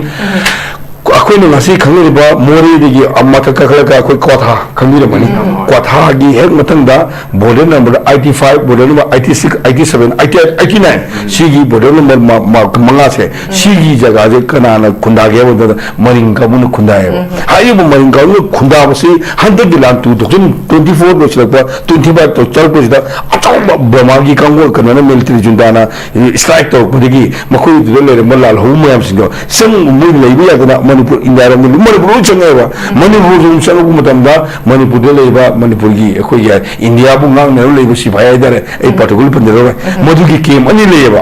akhirnya India mau akhir baru mah hai leba kem ni macam welcome tu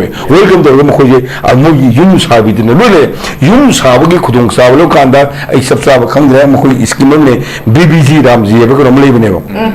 Bilis Vibrant kerma hai ni apa adu dah or India gi na border leba macam segi pesapi thawai tar adu gi khudong chalo ko yum murum sajan greba mafam du le mamma akhui mari ni sinang yam singe leiba ya dana hauji chele ba mari gi machi khulda mayam lei adu na aina example ni suguma mayam lei gre then amana ai sai personal ani khangge bada 2019 gi matam du da aroi bo na mo strike to ni ko aroi bo na chaw strike to bu se je hana hoji gi lan munung chele ko na adu gi mamang na 2019 da chaw ba mi kangu bo changaki akhoi gi economic covid matam da hai covid matam du da ai sai or ga mamang dul ma akhoi gi mamang gi economic prime CM obiramba birenda kuki in bi gi matam du gi akhoi gi president oi ba je khai mang chung ko ma ga akhoi matam du kukumi sengol bi ta do ku chala kana mo gi refugee ma am la hai bi ka mu sing akhoi changjela ga di ya ro iduna makhoi gi lebam sabum stawna ba khidam to bi je mateng khara pang bi na akhoi ai sam yaw ga chief minister da hajiru ba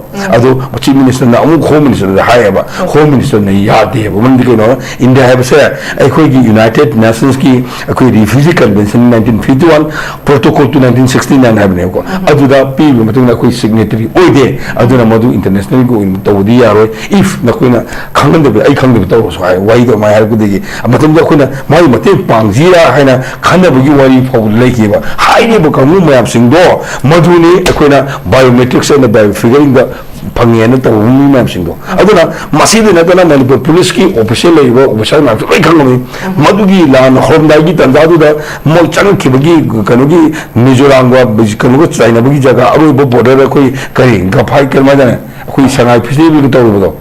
ji no bo kai aroi ba sangai festival pangtu ba chuchang burgi aroi ba adu ga Mizoram geljang ni geljang ji gi ba kitang hai de gi bo oi de ngak te ne se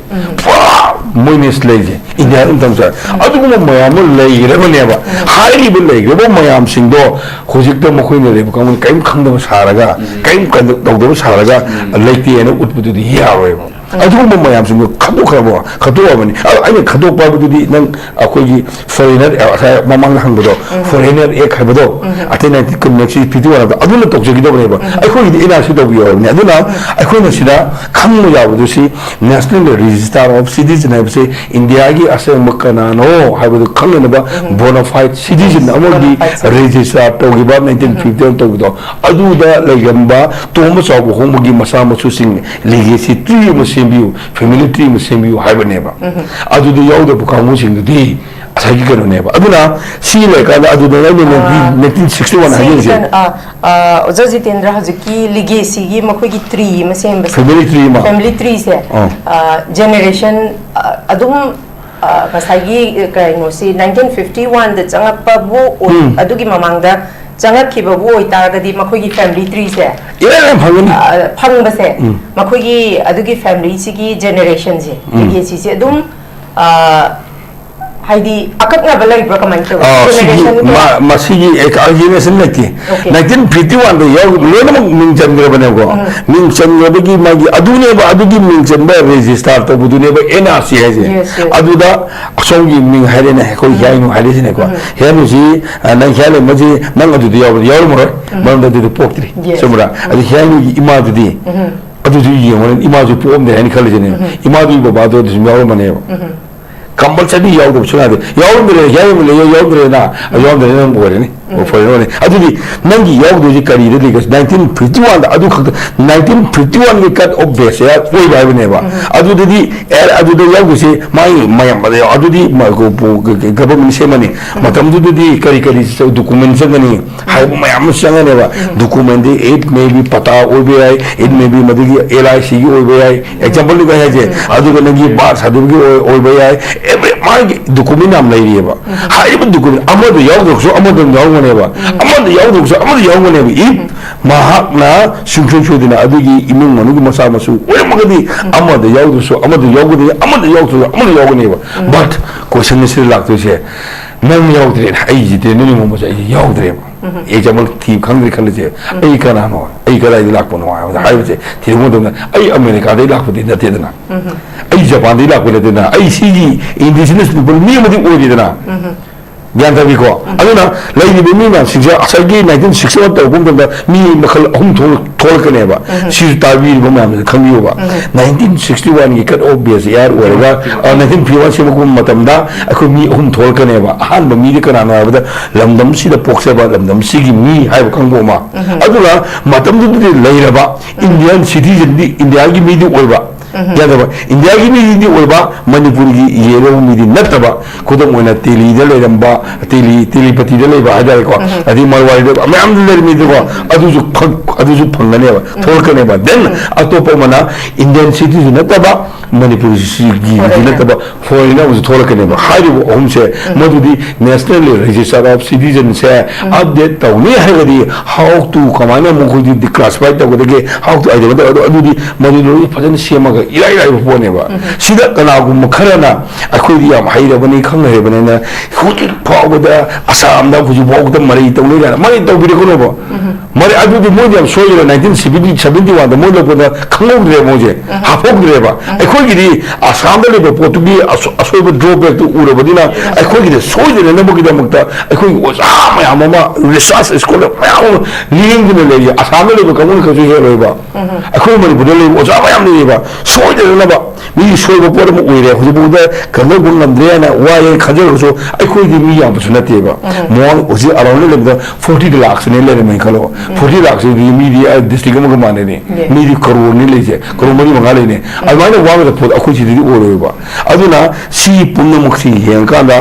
अखोगी government of India ना तौबिगे हाइने खंबिरबा इराइने तौबे अदु NRC तौबगी procedure दी लेको हायें तौने ची थौबु गमबो मसीदी procedure ने अदुना मु याम सांगे अहान कनाना थोकनी gazette notice म थोकनी कना की बोर्ड थोकनी कना थोकनी registrar general of register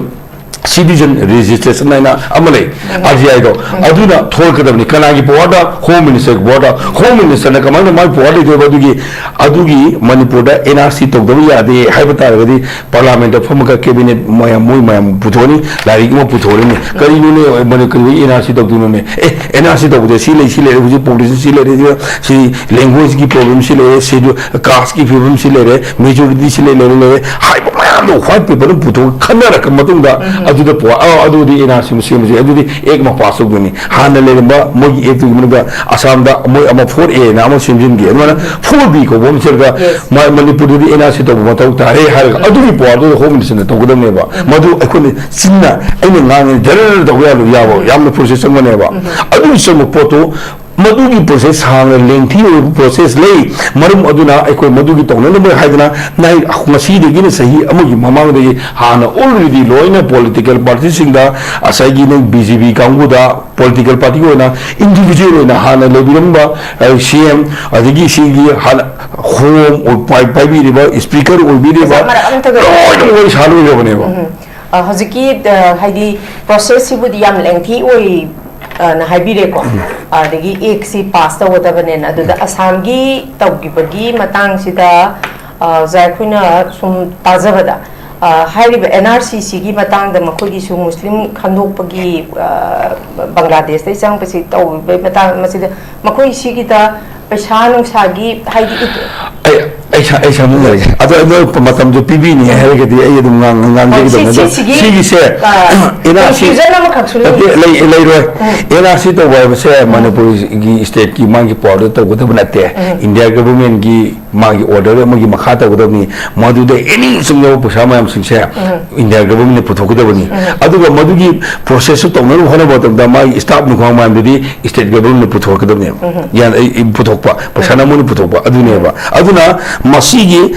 asam da NRC to no hona bu matam da mu khoshu yam kanna sonaki mi yam sigi ya da ko ahan da mu khogi kanogi district ma da mi ma MLA ma legi da ba MLA ma legi da ba digi magi MLA da ri elect to no hona bu dam da kanu da bu da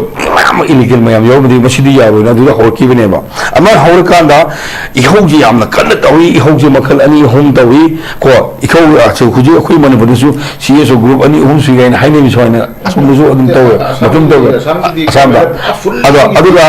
ai haide ge aduga asam da yam asam gi na yam mai pai sina song na mi si mina thoga su matam da asam gi yam kanu oi ba khoi gi sonwala je a sonwala ji MP or je ma se matam du yam thona pho ba aba karu amo oi ba aduna mana Paikak pay given him. Paikak pay the government to give him. Same mana Supreme Court say time. Other NRC to wipe say Supreme Court ki order you did it we are there late there. Okay. She like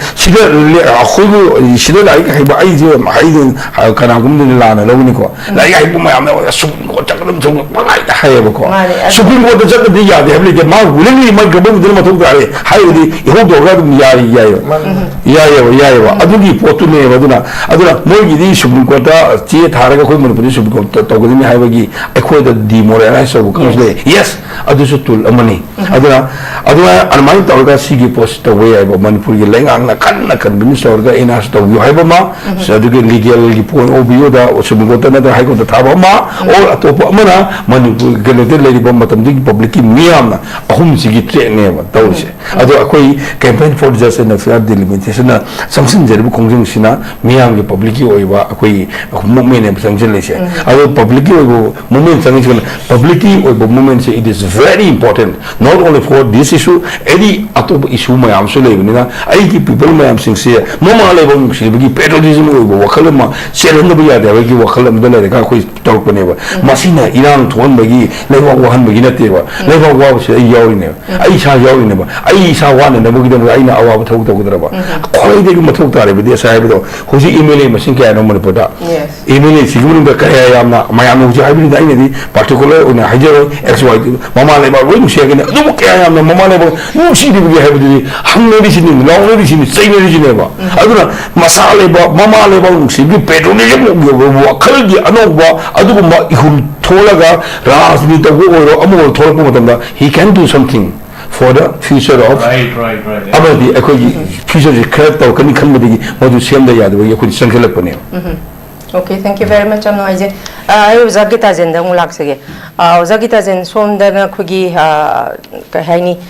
Infal the Nahoji Aduga Kugi was a Jitendra Hoina GFT Kana Kunjang Sangjali Miam Su the Loimak supportori Nakalamarom than Han the Gi Kugi 14 years Hogi Kugi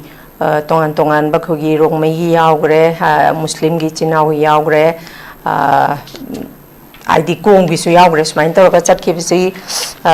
masisu adum effective oini haina khanbibra habdi kuna masiboki phangjaba pawda Kiren Rijiju unagre aduga Ministry of Home Affairs ki tongan ba minister haidi unagre habdi Home Minister haidi Ajit Lal se unagre habra kenom haidi Ministry of Home Affairs ki tongan ba kaino khara unagre duda dum positive over response khara pire e hai aduka hojik pung mangaga makhaida khogi nitin navin BJP ki keno se national presidency unagani haibagi pausu phangi aduga Union Home Minister khoi Amit Sana hayeng si unabayana phangbayana leidi hairi adumakpu hoi nakalamaromda amana akhoi Imphal da adagi amana Delhi Union government da chatlaga tawbasisu strategy amamamni adumakpu goal di chapmane si matang da di ozagita zen gi mochi kari kaman thambini HEEYAI kanoni da koina dum different adum tongan bai koi nakan gi nak etagi mana ngam mong da teng pangsilak pusi yam phai ko andu su part amani chutul hedi mai pak na lambi man hetare ko andu lobi ya to uta koi na simple logic se koi hajini ding sai gi jeref di na masini da pha ba ga pun ba law ba khong ba ga khonti chana ba ga tia gas caption ba ga ha to mai sai theng mayam mak se sisu part sisu yam chaw part amani ba ko na sapi ba unabi da su yam phai adu su dum osai hajai gi dunia phaba dum mai pa ko dum pupira po isinu ko adu bu sai gi sigi leri ba issue jida di khoi hajani gi sina khoi gi JFT convener bu dai bi khre miyam gi voice miyam gi khola ho ji sidha kan di leite but sigi leri ba issue ena sigi issue jidi sai gi hoi yam chang ba lengdi process na di habi re ko adu bu dai ba government jina leri ba MLA jina thamoi seng na to bi economic ku dana ke sang do su dum jai Assam gi sai Assam gi lei ba mi gi di government na matam ni government na masana putho willing hona kan da ta khaina re ko adu yam ni geno ekoi Manipur gi di adu bu sai sai area si da ekoi picture ye na mishing yam jide na koi na sai area si da koi thamoi pikwa di koi pamde ko ado khuthi pa na ba pikraba Manipur mi oi la kuntra ni phu le ba Manipur si da gi haji an na sa thabak to ba ko tha le ba thok to mi le ra ni koi geno ai ba le ra ni du ga sports ki line da ko anda India gi wena gold Asia gi gold medal an ba account hang je mitai pini ko pini duna ko na jeni gi di adumba gold phang pa mi duna ada honorable prime minister na sai ha ona masdi di gold phang na muktu na nge haiba asugum ba issues masam sam yam gi di usul haida ga su ya da ba lei ko aduna ikai khunna ba utpi gi en khallaga di state picture ga su mi yam jidra ga su ko to bom sa gi Nigeria ba hanagi indigenous India is HEEYAI any am ngakpa ko question ngal lei hai raji ko India isi ekoi whole India ji khuni yeng matam da apipa fruit masam yama apipa culture masam yama so masam yama ko punjil laga na sem du phaja yam phaja bai da ko itni community me am pulo sem du phaja ba country ma ne ko muslis dai haining da apipa fruit masam jing ji loina mangal lagi hai ko hang la kre ko ne ko apipa fruit masam jing ji manghan da na ko sai li sang sinna du ko yam all this yam historical ba du ko yam sathi ba India gi manung sida su sai ko gi India gi manung sida da khundari fruit ma yam gi manung da quite the historically yam sahi yam ba ko community sing nei na matam da ko mai mete ju mani keno ma me da por mane ba Isu Christ na pok singa gi matam da ko gi ibido le me ibido phang ko gi ro le me ko le ko gi le phang le me hai ni keno ai ta ga di ase ko na pajaru le khadu ku ju wori ni yam historical ba du ko sai ni sing kaya gi sai sa kaya gi du ko mai yam thadok ba yadra ba jin thai ni myo ba mai ta ko fruit ma le ya ji masi history sakhi ule report ama neba adugu mafuru ama India gi marta pundana India gi state ama oidana ngasi di India ama oidana pundan lei haita raga di India gi lei ba melanda lei du gumba aso sang mayam ni madu yum sang nge ba kono he ko ana haju sita hai padana adu mi sa chawa adam di lei koina ko mi sa chawa adam di lei koina bodi nga sai ga pi pa ne na center gi luching ba sing de ko tai tai na ba ko adu mo sai ko haija gi ba do mi karor khana lei ba asam na mukta na thok to ba da sai gi mo ne shoi de na honai bo asam shoi na ko me bu shoi gedro Delhi da shoi na ko me bu shoi gedro adu sai ga sai ri du ning sai gi JD ka kamna ri du ni manipur si sing am jo pon te intellect me am lei ko da ko resource wa te ko de scholar me am lei ko da manipur da NRC to hona ba se kari maram gi to ko doi no ka do bai to doi no chi to do na ko kya mangi to do ya ge mam ka gi no ga se ai ko kumna nei na ma dung da ma do to wona ba government da na fully ni lo ma tam da he ka shule wa na te ko ka shule wa na te ano sai ge sai ma he pan gi ba do ILP pi da ba ya dra ba pi ni le report ma manipur miyam na mai hol ka na mi asina ya hol ka na last ka do re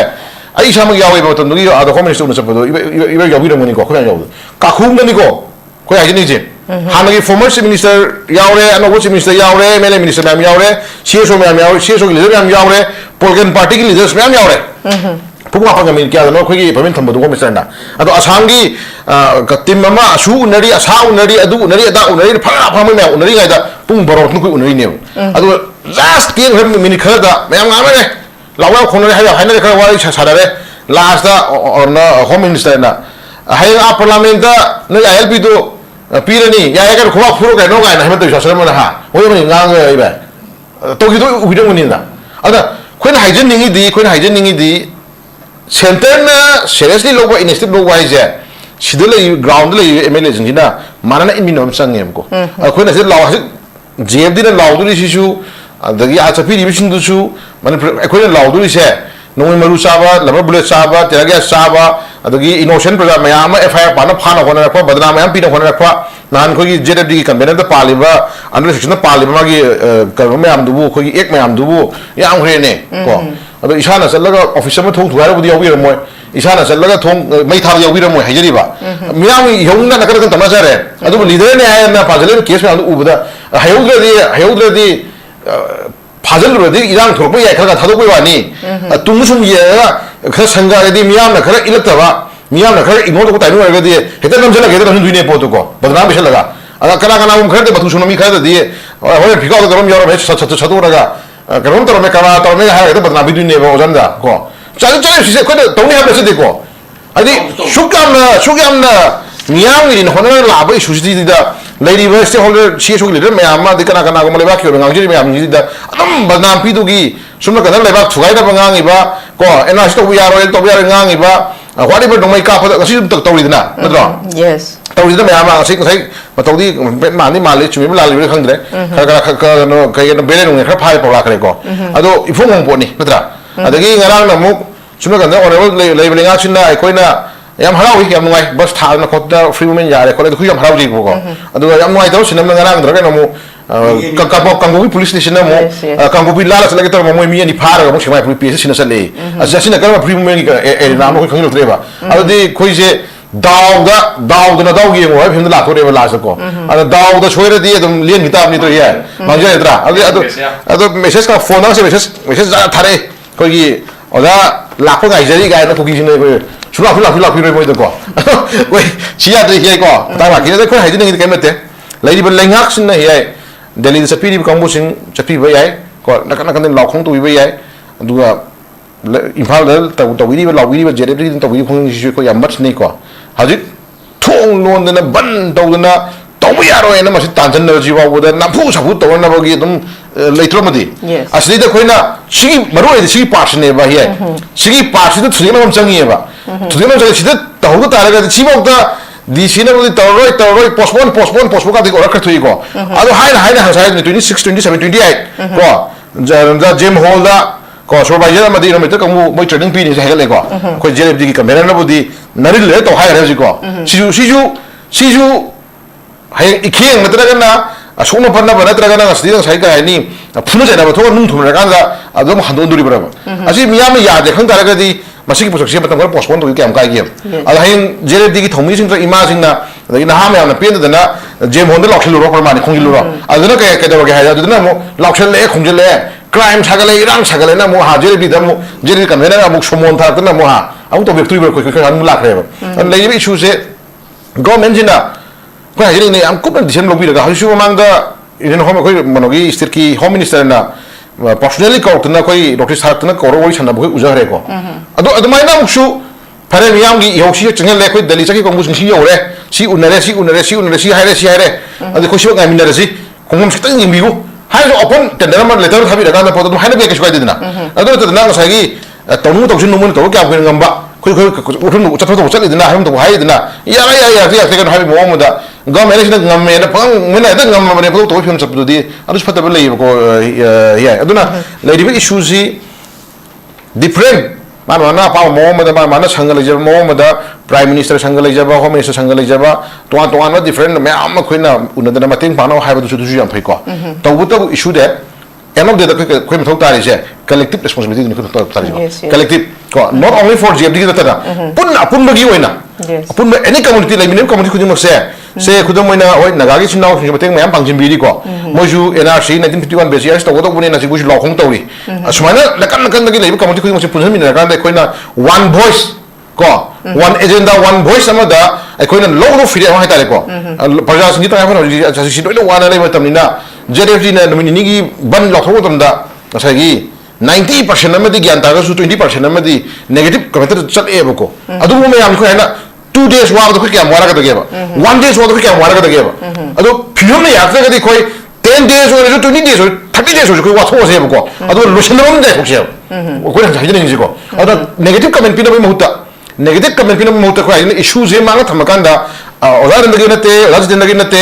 kana ko mi ni nate pramani ko apun gi ni khala kan da pose ma ga thamakanda koi adik se ya ko na mato man da ko na haibagi wani imung chara hema yam lei ribo ko imung chara helaba haibagam da ba ana lei wa ko to mayu me ke yolaba yonga ba ko kana mo ko da ngasi ne film ta no mo shok da ba ayuk shok da ba sa mi yam yauri ko masi ki symptom jo apa thoma te ba ado si yai ra sumpu ba ero da dinne ikai khang ko chara he shi film la ka ne ko ata ga di chara he da na si du shi ko di ko amtang muthat raga amtang asem khangdong raga de tasena ko numit manga tana helaga da adu hingoba adu hingba siba auto nom thom lakre ram di sini ai hajine issue ase ena si issues na ai koi life here ko thang mo duni ko sigi manung si de ena sigi marumda ena si tong no ho sigi marum si na kan da se IDPs me yangi awaba ko then pushigi sang ma haida ko census to wajibu sida question nam le je IDPs ni mayum na handana moji kamai yung ko thidu no ba moji mayum mitro kamai ko thidu no ba ala adum skanda ko gi relip ke andar lei ba moji ka masa de mi tara tum jali ba masa gi privacy hai ma leitra ba de na me sai to kana ko gi ka ni customary lo hata sai chatna bi hata ko ikai bo har kan da family ma da imung ma da masa ahum po kwatra piwa mari po matam da mayum pa na de ga di bun le mi ko ni mo ju pi pa super mani ko ka amada ka thum chana me itra adu wan sama wan magi privacy mai mayum pa na ri tara ga di piwa ahanduna manau ni passing manau ni ka chana ba na te ko manau ni ka sang di la ya na ka ga room thaina ba da inong pila di dei la di na ko tho sa nei ne ko privacy je adu ki privacy lai tara ba nei na ko si engine le ba ko si mayum me ka mu ji life set si kai thama ga se to no ba ko mo ji kai thama se to no mo ji mayum yaw da na adu mo gi tongan ba du da documents ma pi sing yaw da na kai se to no ba no ai ta ring sai ko haji gi bu do som ching na khalai ni ko chum ta da ta pa da se karena Kuki gang muna sai power hokip na ya no phone na gang sai gi 1951 beje se to ya ra to ya ha ga lai se masi chin da 1951 hai gi wa ne ba actually 1961 or 71 ra mo gi machin da ne mo gi wakhan da ena se shwa ba mo ro di 61 taro ju 51 taro 71 taro ju tang kha na sa khane po dum 51 to mo huma ka se di yes 51 to mo huma ka se di 61 to mo 71 to ja ju be mo tang kha na sa ka do ri bitra au di mo di any cost to se le mo di NRC thing mo na ko to ba NRC thing mo na ba je mo meals ka na ta ka di no mai ka pa mi hat pa irang sa pa irang adum tho la ga ne ba si na mi ma to ka ha ka ni yu mo mai ka to mo thang ni adu gi tension na tham sta tu ni adu mai dum irang chat ta da gun to som mi hala ba sa hala chahi ma ta ching no na ka da ngai mo gi po sak si ma shade ko men ni khang de na tra ga na whatever hajik nungai ke nomoi di deputy CM bauda kano gari free moment ya thadu edu ga laibo na chief minister lenga khina tong deputy CM pula ga imbal da thamang da diti tawru duna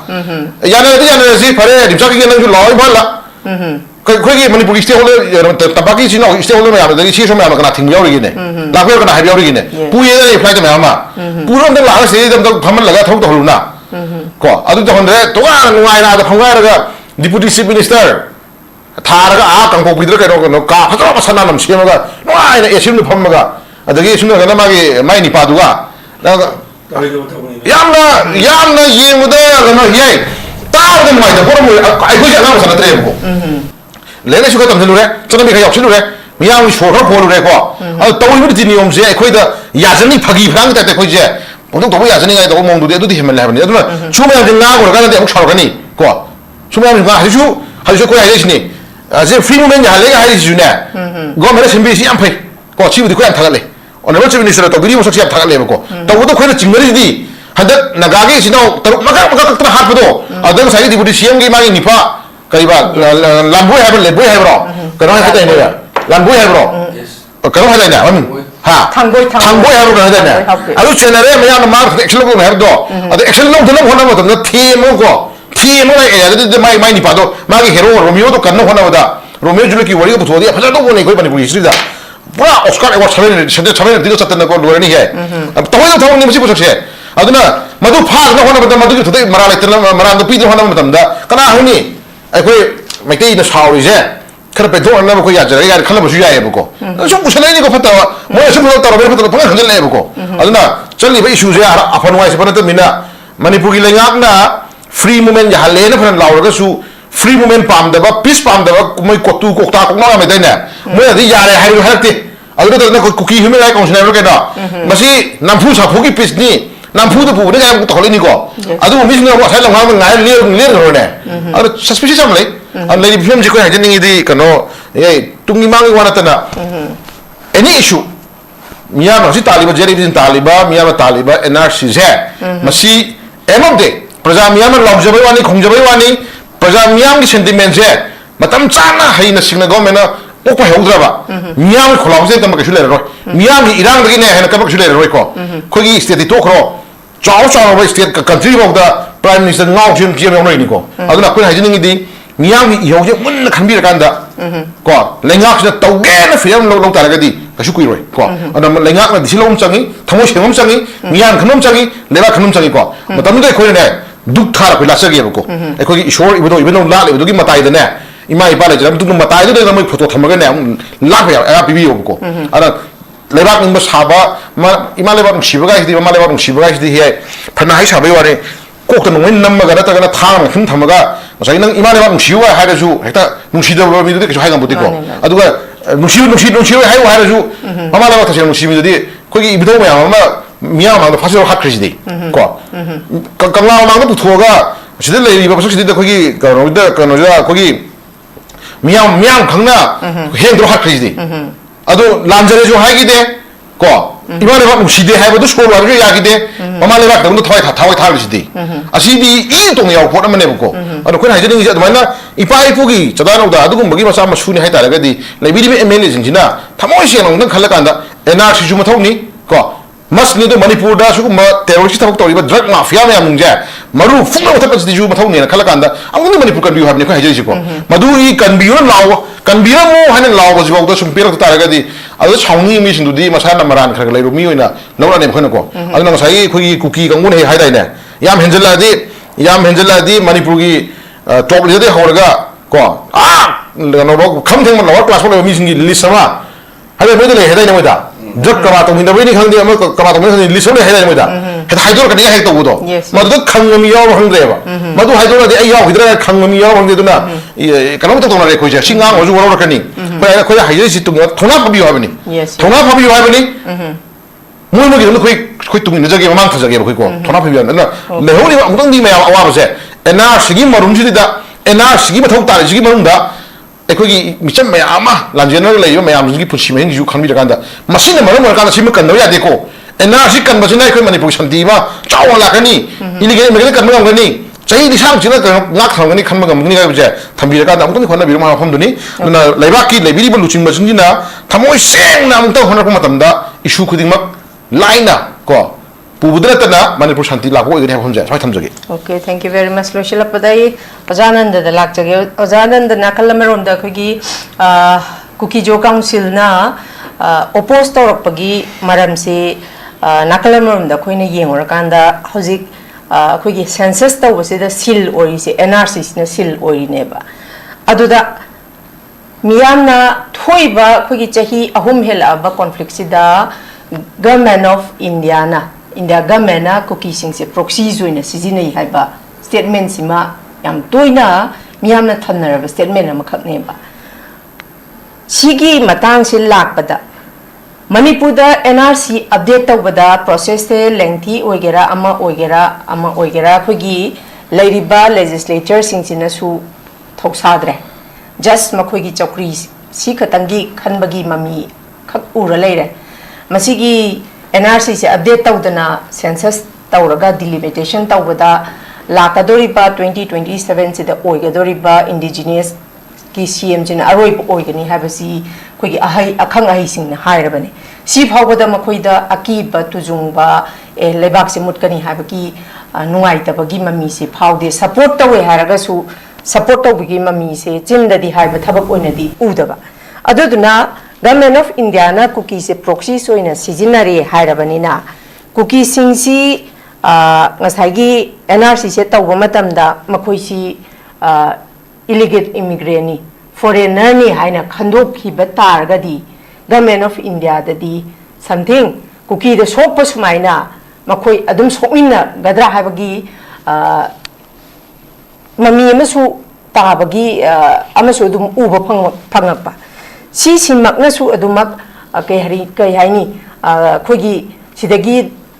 kanna pressure piba ngamdaba khogi lenga pasingsiga government of India na sudum tawning dabaga ko iruluja kai haiba thongra tekpa chapmane haibang khak leidena aduga chapmana rabra haibagi mami ma khak chauna tarakpa sigi batang sidadi zananda kari kwan thamini yam chummi hojiki point do maroi na ko India ki proxy wars di mina already discuss tawle grabani kamana tawge Burma ji military rule ne ba aduna democracy mamang da mati ma chalami haitari ne ko aduna moina democracy chatpa country ji moju dam le hening hai tare ne as a kaino oina ko democracy chatpa country moina aduna ngasai gi mugi PDF se moina khulai oina season nei ne Burma da lan hol in support osali ne ba moi han de gi tamoji te na hai jitendra na gi do moi lan to ni mar tu da moi no ji pot hap sal le ba noi tok salo ko training ju ma to to kai ko ngam ba min store ke training to ro anoi dor mateng bang lan ro democracy por na military rules mu thalu si ni moi hai je whereas ngasai gi sen thoro pa kangu do moina son de Indiana mateng pang tata di moi no ki lan ho jung to to ne yes very true si je to ngano ma tham daga this is all about the country for country hai tare ne ko country ma gi ne ba do inside India gi Manipur as a state union India union gi makha dalabi state ma gi oina boundary adingi akoi yai phana ba hona ba di akoi kari ba MLA hum bu ji ma thau ta moi jina hujik su dum pan mene ba si NRC gi matang sida si central government gi kan wodni authority de like but akoi saka se ba yauri bani part of the India oi bani akoi na hai ba myam su demand to be ba adugi loina mak sida rules lu yauri hai tare akoi right lu yauri ba CSO plus kariba MP adingi koi MLA sing je aduna ga sai gi akoi na ahan da khalami do center da BJP le di state da BJP le di hena kana ga ni ga khalai do adugi ulta ne ba pam di kai gi no ga sai gi MLA sing ji lai lai so am da hai tare a da sala wa do ngam am da ngam dre ba sinu jam skoirak pa ne ba koi na aduna ne ba koi ne lai lai choi ba thaga chi ga myam na launa re je maram di moi ada solo kan the language ki barrier ma lai re adangi mi gi di IS officer sing no ngak pa English ka do di moi di ai hai di most of them I think kam tak gyan tara moi na khal le ba aduna moi jin ngang na pa do una ga do he na ki gre ba aduna sai India gi di moi di akoi na sonde am kan demand tok tre ji ki madam na jo hai bi re at the same time moi di sonde jo PDF to seasonary so on the sanga ka tawba sida khoi gi kaino sina amata protest odre government sina ngasi bot Kuki gi kengang iba myam ji masi kaino da center da gi authority ko mi higher kaino da complaint of the brasini da sugum menupa me emele me semai ngangi adik mi hat ke matang semai ngangi gai moi complain sudok dora mo ai wakanda sudok dora mo hai authority du dora mo ai moi ju lei dro moi ju BJP ju matang adu secretary president mem lei trane adu complain moi gi party gi action lokap ko pa mem lei ram ne ba adu ko sudok dra group sina kamai na ko gi demak ta phana ba tor kada ge ba adu akoi gi di it's all about the survival do or die neba akoi di sida kai gumba NRC je ta hodaba targa di boundary ki system manga ni mem ai ha ji sida point je koi immigration ki issues la ni demographic changes la ni ga sai moina census hana tawje ha ji demographic ki keno du la ho ge to neba du ki kana ba do citizenship verification da koi ga sai electoral law da yaw ka da ba bot le pa ya rai ba yaw ba na thana bot le pa ya ra ga bot ki moina leader oi rai ba adagi moi da son da ki for example Kuki na ta ba kangu oi ra me khalo ne Burma da son sa moi chip tu na Kuki ne identify to ga lo ne ngasai gi moi gi any Kuki du di moi sem do ma ne how keep tu no sem do ma ne ngasai moi gi group palam di mo to any Kuki ha ja la bani na son gi chip tu na verify to ni a so da phang da benefit me da son da loi phang ani dual citizenship ku map oi rang ne ba son da yaw ri ba Manipur da yaw ri ba mi chulai le ta ba jaga da mi masing mem hapsal ba yaw du ni moi di aji kana bu do long na bu gi da mak ta adu ga son da Burma da zum le du ba tangai pha da dim kok chan du ba suguma mayam to do ji NRC ji loina kan du ne ba NRC ji the only hope ne ba si ji we NRC ji to gra ba Manipur da le ba issues mayam mujik sak pa ya da ba adu changna ba ya da ba ga je loina ya rak tu ni maram di mitok mayam phatta ba mayam do loi khando khar matung da 1951 gi base ya da leiram ba mi sing han gi jum lai minar ba mu yellow mi natre har ga ju leimin chamina ba loi sin dro adu gi masa masu sing do ti dung khara dum phara ne ba adu na ta ba nau na chang ba sing jina ne ba ko jam che na ri je du NRC ji ni compulsory mathau dai ma se ko na namdana ton ga damni government na moi toning ba thabak torok sono ko di ai ta sena na ai sa ma kya jaga ji bot le ko ni lok tho ba mi mani adu bu sugumai matang da de ko bot daga ta de ko di imalai ba kan na lui ba ko i mari ok seli bu kna ko NRC gi di suan na loye ko ta mo JEETENDRA da zo ya haijari imphal gi area da na ba to re hanak rural area da jo khar sasi maram di sanmi lan mi myam je rural area sa lui lei bani tangai phadana lan thing na bu gi matang da yorok pata di government ga mungna bu gi to pa ta ga di akoi gi rural area sa lei ba singjine hen ma pangan kalak ni mandi chari chara mo nyam heli aduna rural area da jasi mi je awareness ho ji loina khangan ji adu ama to ne punjal laga na akoi tangai phadana NRC to honna ba tamo JEETENDRA ko masi koi hona minaraga Manipur kan nabang to hona minas. Okay, thank you very much. Yani zat. mayam da sai gi mayam da ta ba ki dum soring on bam lema ene NRC to je yam lengthi oi ne hai ba do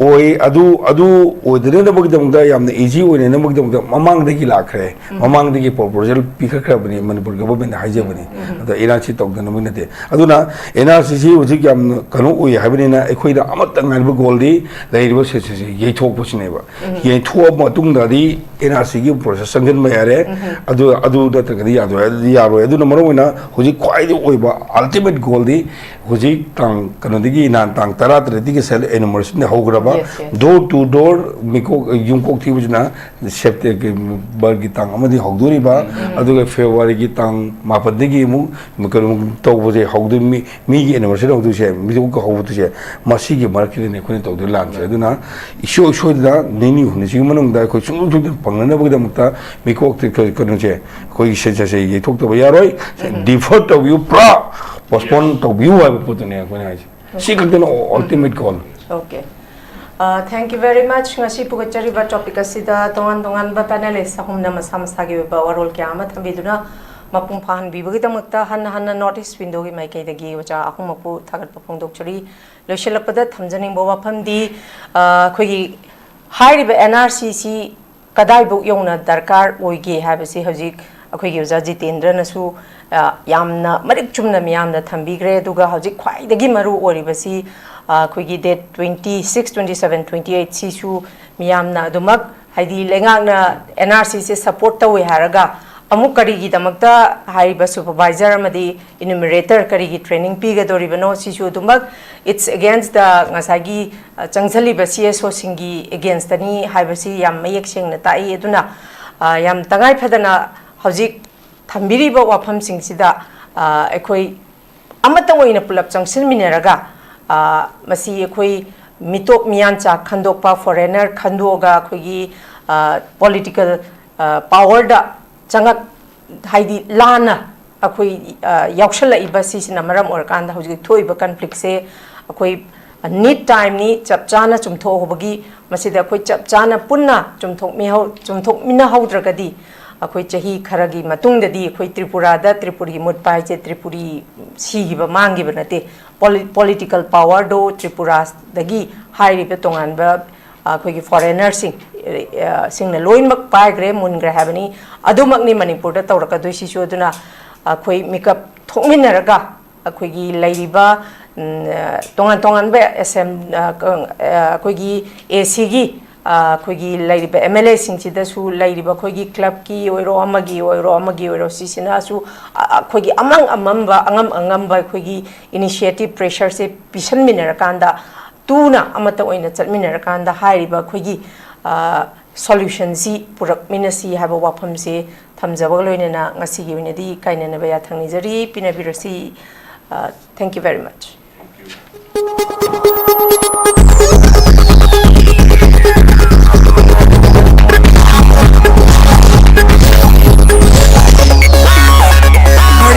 meaning ताबिरिबा मयाम पुनमकपु तरामना ओक्चरी हौजिक मपालमगी थबकी पाव पिजरी अहानबदा अथुबगी ओइना दुबईगी वेयरहाउस वर्करगी थबक कौरी हाइरिबा थबक असि एप्लाई तोबिनिंगबा मियोसिना presentable and good communication skill लेबता नतना मसागी चही कुनमाथोइदगिना कुंट्रातरेट फावबदा लेबा ओइबिगदबनी हाइरिबा थबक असिगी पिजरिबा खुदोंग चाबसिंग अदुदी per day 12 hours duty hours oijagani per week ta 6 days duty oijagani 2 years work visa pijagani loinana accommodation and transportation pija batanatana medical and insurance su pijagani hairiba thabak asigi thagi oiba salary lising kuntare tagi haujagani ani subada United Arab Emirates ke driver gi thabak kauri hairiba thabak asi apply to winingba miyosingna Indian car license ka loinana Gulf ki license leiba oigadabani amasung basic English communication leigadabani हाइरिबा थबक असगी Indian license पाइबीबा मियोइसिंगी थागी ओइबा salary दी लिसिंग यांखैदगी हौजगनी गल्फ लाइसेंस पाइबा मियोइसिंगी थागी ओइबा सैलरी लिसिंग यांखै मंगादगी हौजगनी अहुम सुबदा बेहरन वाटर पार्क की फीमेल रिटेल स्टाफ तरा कौरी हाइरिबा थबक असि अप्लाई तोबिनिंगबा मियोइसिंगना रिटेल एक्सपीरियंस लेबगा लोइनना यामद्रबदा 165 सेंटीमीटर की चांगदा वांगबा ओइबिगदबनी थबक असि तौबा मियोइसिंगना पीरिबा खुदोंग चाबसिंग अदुदी एकोमोडेशन ट्रांसपोर्टेशन अदुगा ड्यूटी मील्सु पिजगनी हाइरिबा थबक असि थागी ओइबा सैलरी लिसिंग मौद्रा तरेतगी हौजगनी पमरोलगिदमक्ता 7005273217 नत्रगा 9366230077 नत्रगा अखोगी office North East window TV building हटा न्यू चेकोन रोड ता लेंसिन बिराउ